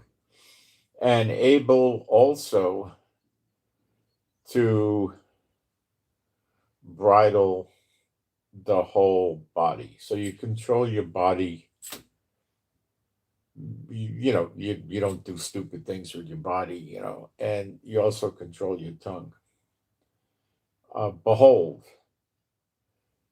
we put bits in the horse's mouth that they may obey us, and we turn about their whole body. Behold, also, so by the mouth, you're controlling the body. Also, the ships which, though they be so great and are driven of fierce winds, yet are they turned about with a very small helm, whithersoever the governor listeth, so they could steer the ship by turning the wheel, which moves a rudder thing, I guess you call it.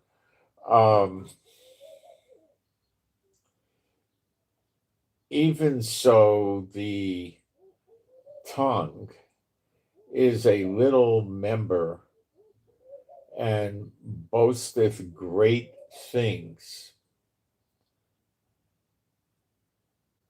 And the stupid iPad moved. Okay, let's see what I can do. Got it back. Okay.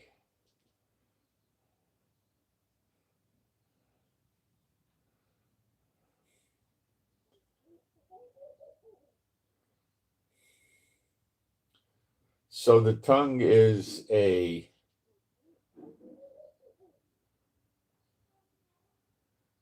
oh gosh, it's such a piece of trash. This iPad crap. Hold on.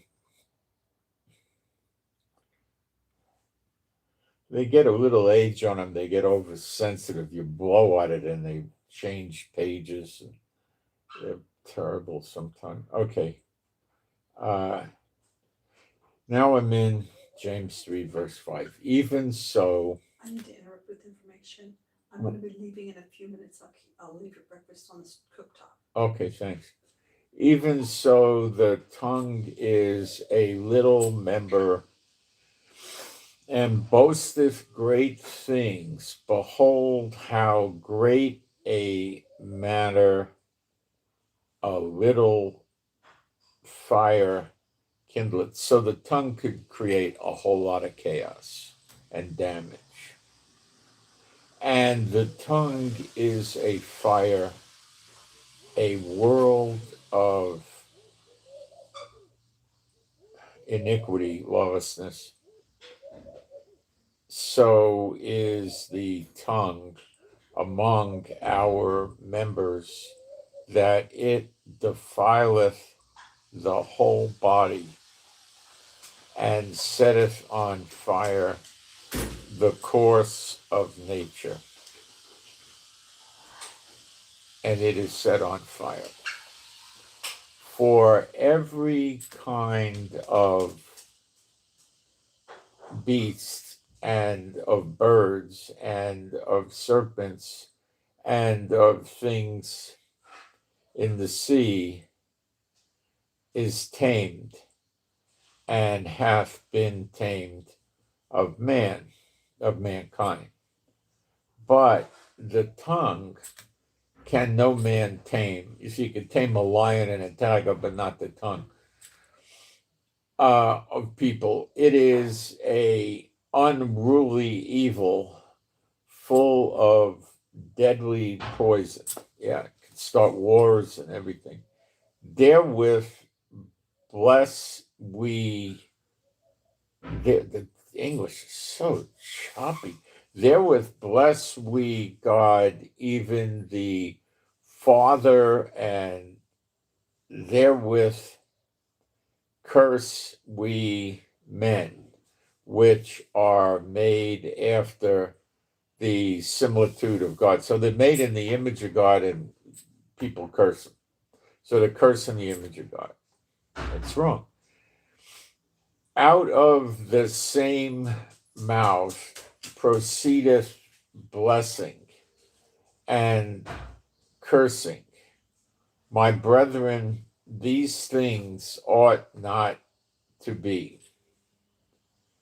Doth a fountain send forth the same at the same place sweet water and bitter? Well, we don't know from that too much, but can the fig tree, my brethren, bear olive berries? Of course not. Either a vine figs, so you can do one or the other. So can no fountain doth yield salt water and fresh water. So if you've got a lousy mouth, it ain't coming out with good stuff. Who is a wise man and endure? Well, you can have both, it's saying too. Who is a wise man? But it wouldn't really be for real in the good stuff if you were spewing forth evil all the time. Who is a wise man and endued with knowledge among you? Let him show out of a good conversation his works with meekness of wisdom. So he's demonstrating what what comes out of the mouth comes from the heart. What you put in your mouth goes out the draught, the back end, and that doesn't defile the man. What comes out of the mouth, this is in another part of the Bible. But if you have bitter envying and strife in your hearts, glory not and lie not against the truth. So people that are going to lie and have strife and argue and threaten and extort, they're going to, a lot of times they won't have an excuse and they'll just do forgiveness and then do it again the next day or later the same day, or they'll try to make some goofy excuse for it, which they don't really have, but they'll convince themselves they do. This wisdom descendeth not from above, but is earthly, sensual, devilish. For where envying and strife is, there is confusion and every evil work. Because you're giving place to the devil. You're sinning with the strife and you're giving place to the devil. But the wisdom that is from above is first pure, then peaceable. See, it's not let's go to war and condemnation and screaming and yelling. It's peaceable, gentle, and easy to be entreated. You can deal with it easily, full of mercy and good.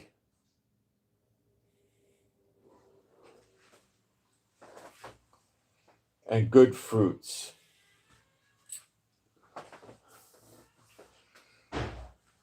Mercy and good fruits. Without partiality and without hypocrisy.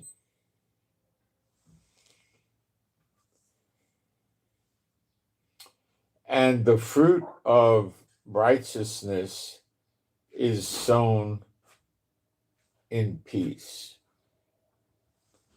of them that make peace. Blessed be the peacemaker. You see, there's not a lot of excuse to run around and create fights and war with people and stuff like that.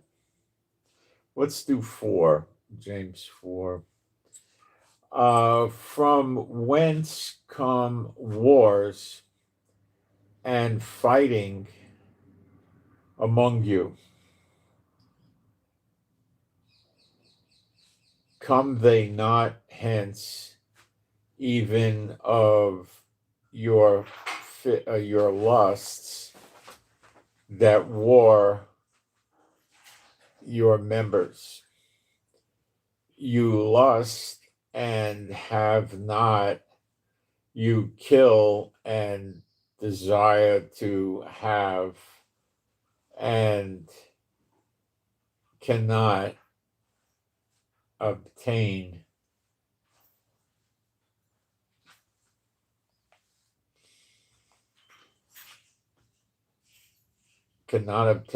You fight and war, yet you have not because you ask not. You have not because you ask not. You ask and receive not because you ask amiss, that you may consume it upon your lusts. In other words, give me a bigger house, give me a Mercedes Benz, you adulterers and adulteresses, male and female adulterers, know you not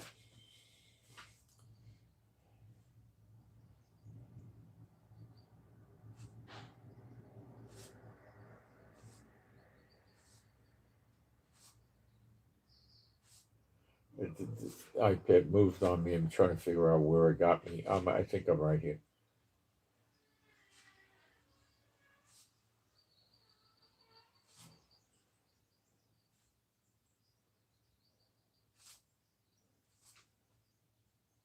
I don't know where I am now. Let's see.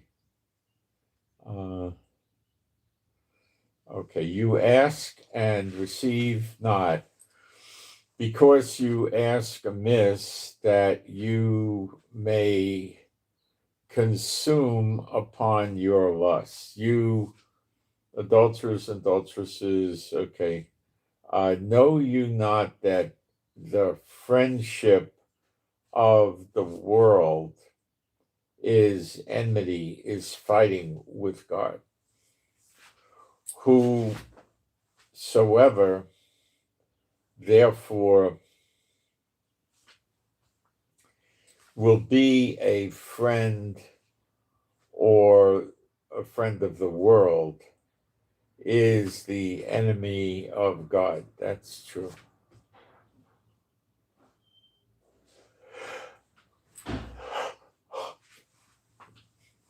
Do you think that the Scripture saith, in vain the Spirit that dwelleth in us lusteth to envy?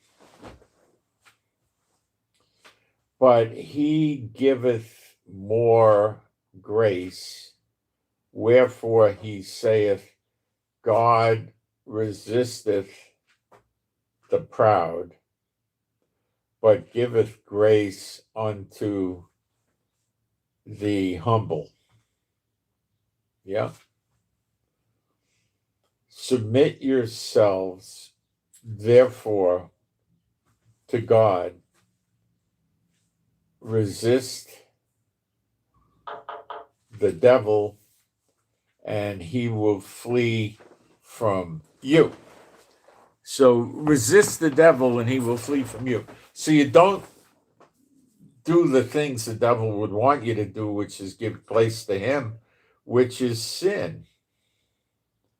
Okay, that is not anything you want to do. So you resist the devil, you're resisting the sin, the urge to sin, the lust to sin, desire to sin, jealousy, anything, you got to resist it. And why does he flee from you? Because he can't stand the light. And when you're not sinning, the light is there, the Holy Spirit is there. It's painful for him. He gets out of town, he runs from you. Resist the devil and he will flee from you.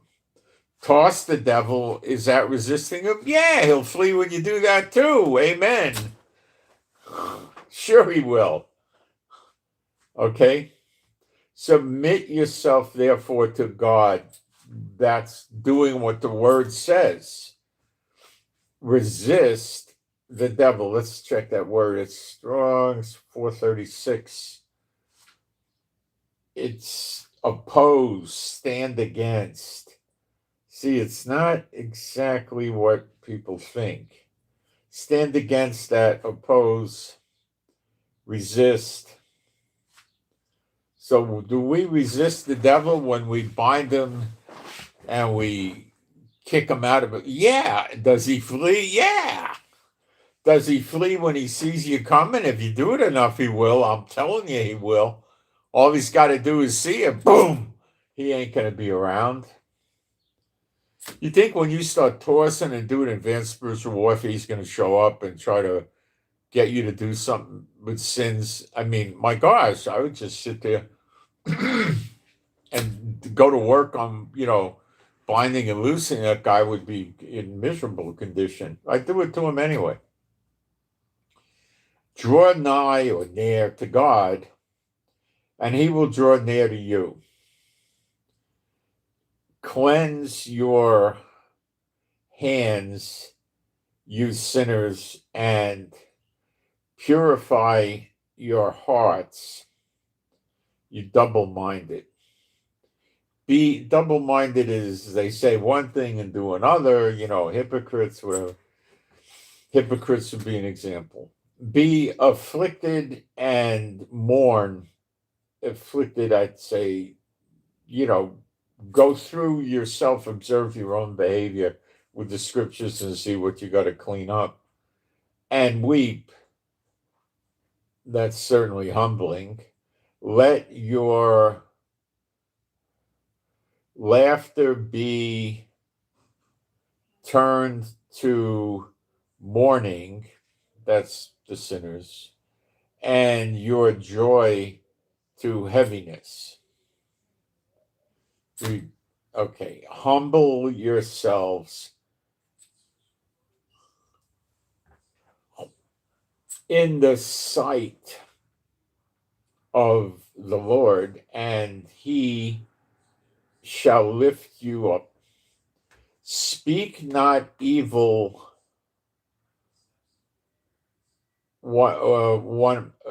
speak not evil one of another, brethren. He that speaketh evil of his brother and judgeth his brother speaketh evil of the law and judgeth the law. But if thou judge the law, thou art not a doer of the law, but a judge.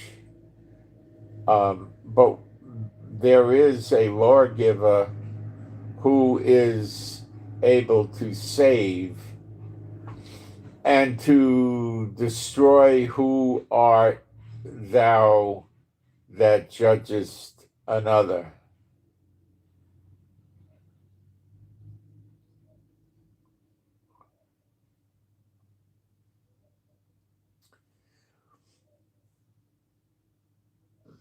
Go to now, you that say, today or tomorrow we will go unto such a city and continue there a year and buy and sell and get gain. And this stinking iPad moved. Hold on.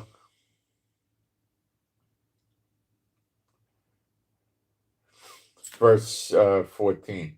Where is you know not what shall be on the morrow. You don't know what's going to happen the next day. For what is your life? It is even vapor that appeareth for a little time and then vanisheth away. So he's saying, in the greater scheme of things, like I keep telling you, you're going to be in heaven with Jehovah and Yeshua, not a million years, a billion years, a trillion years, a quadrillion years. There's going to be an infinite, unmeasurable time period, like the Hebrew word olam, from now off into the future. It's not going to ever end. And that's why he says your time on the earth, what, 70, 80, 90 years, whatever. It's like a vapor, like smoke that's going to be there for a few seconds and blow away. That's reality. But how do you get yourself to think like that for real? Not just to, academically grasp it, to actually walk in it. It's hard. It takes time. For that you ought to say, if the Lord will, we shall live and do this, of this or that. But now you rejoice in your boastings, all such rejoicing is evil. Therefore, to him that knoweth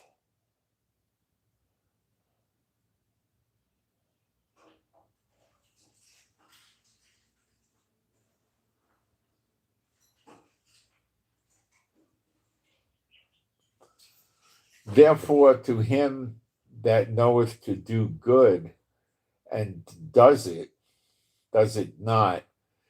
In other words, you know how to do good, but you don't do good. To him, it is sin. Okay? Now, with the judging, I think he means judge and punish. But we're supposed to judge those within.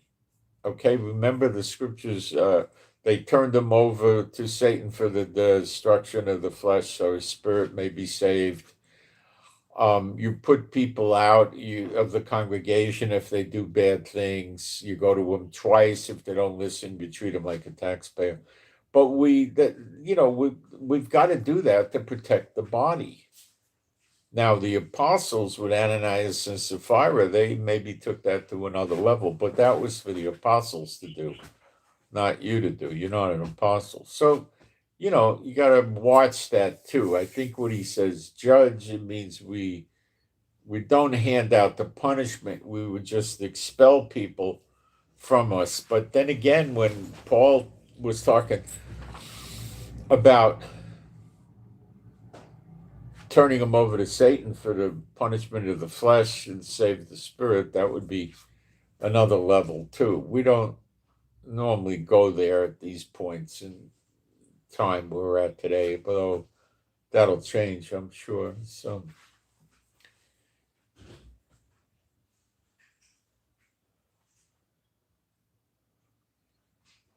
now you don't judge the unbelievers. You don't bother with them in terms of judging them. In other words, and you can't avoid fellowship. If you were never going to go near a thief, a burglar, an extortion, or an counterfeiter, or a car thief, or a prostitute, or a dope dealer, you'd never be able to spread the gospel to them. And you want to be able to spread the gospel to them, so we can. But if you're dealing with some guy who says, well, I'm a Christian, and he carries a Bible around with him, and at the same time he says, yeah, I'm a hitman. People pay me to kill people they don't like, and I murder them. That's my job. I'm a sicario in Spanish. I'm a assassin. And you hang out with a person like that? Are you kidding me? You need nothing to do with them. Or if the woman says she's a prostitute, or I'm a shoplifter, or I forge checks, or I steal cars, or you don't have anything to do with them. You go to them twice, and that's it. Then you make them out. You don't have anything to do with them. You've got to practice the fellowship. Okay? You got to do that.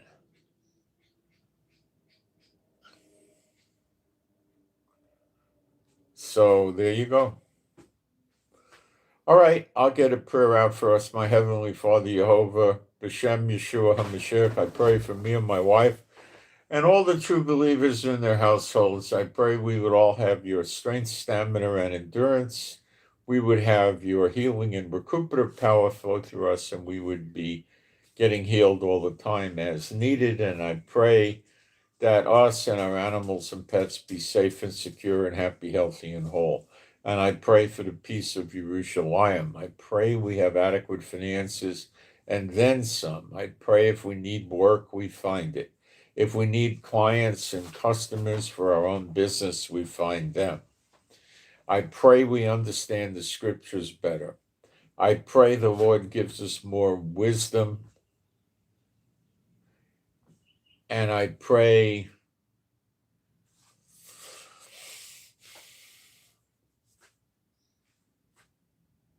that we all fare well, F-A-R-E, fare well and do well, and we can keep ourselves in faith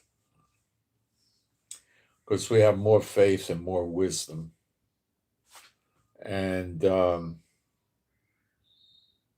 I pray all this for all of us, as I said, the true believers and their household, and me and my wife, B'Shem Yeshua HaMashiach.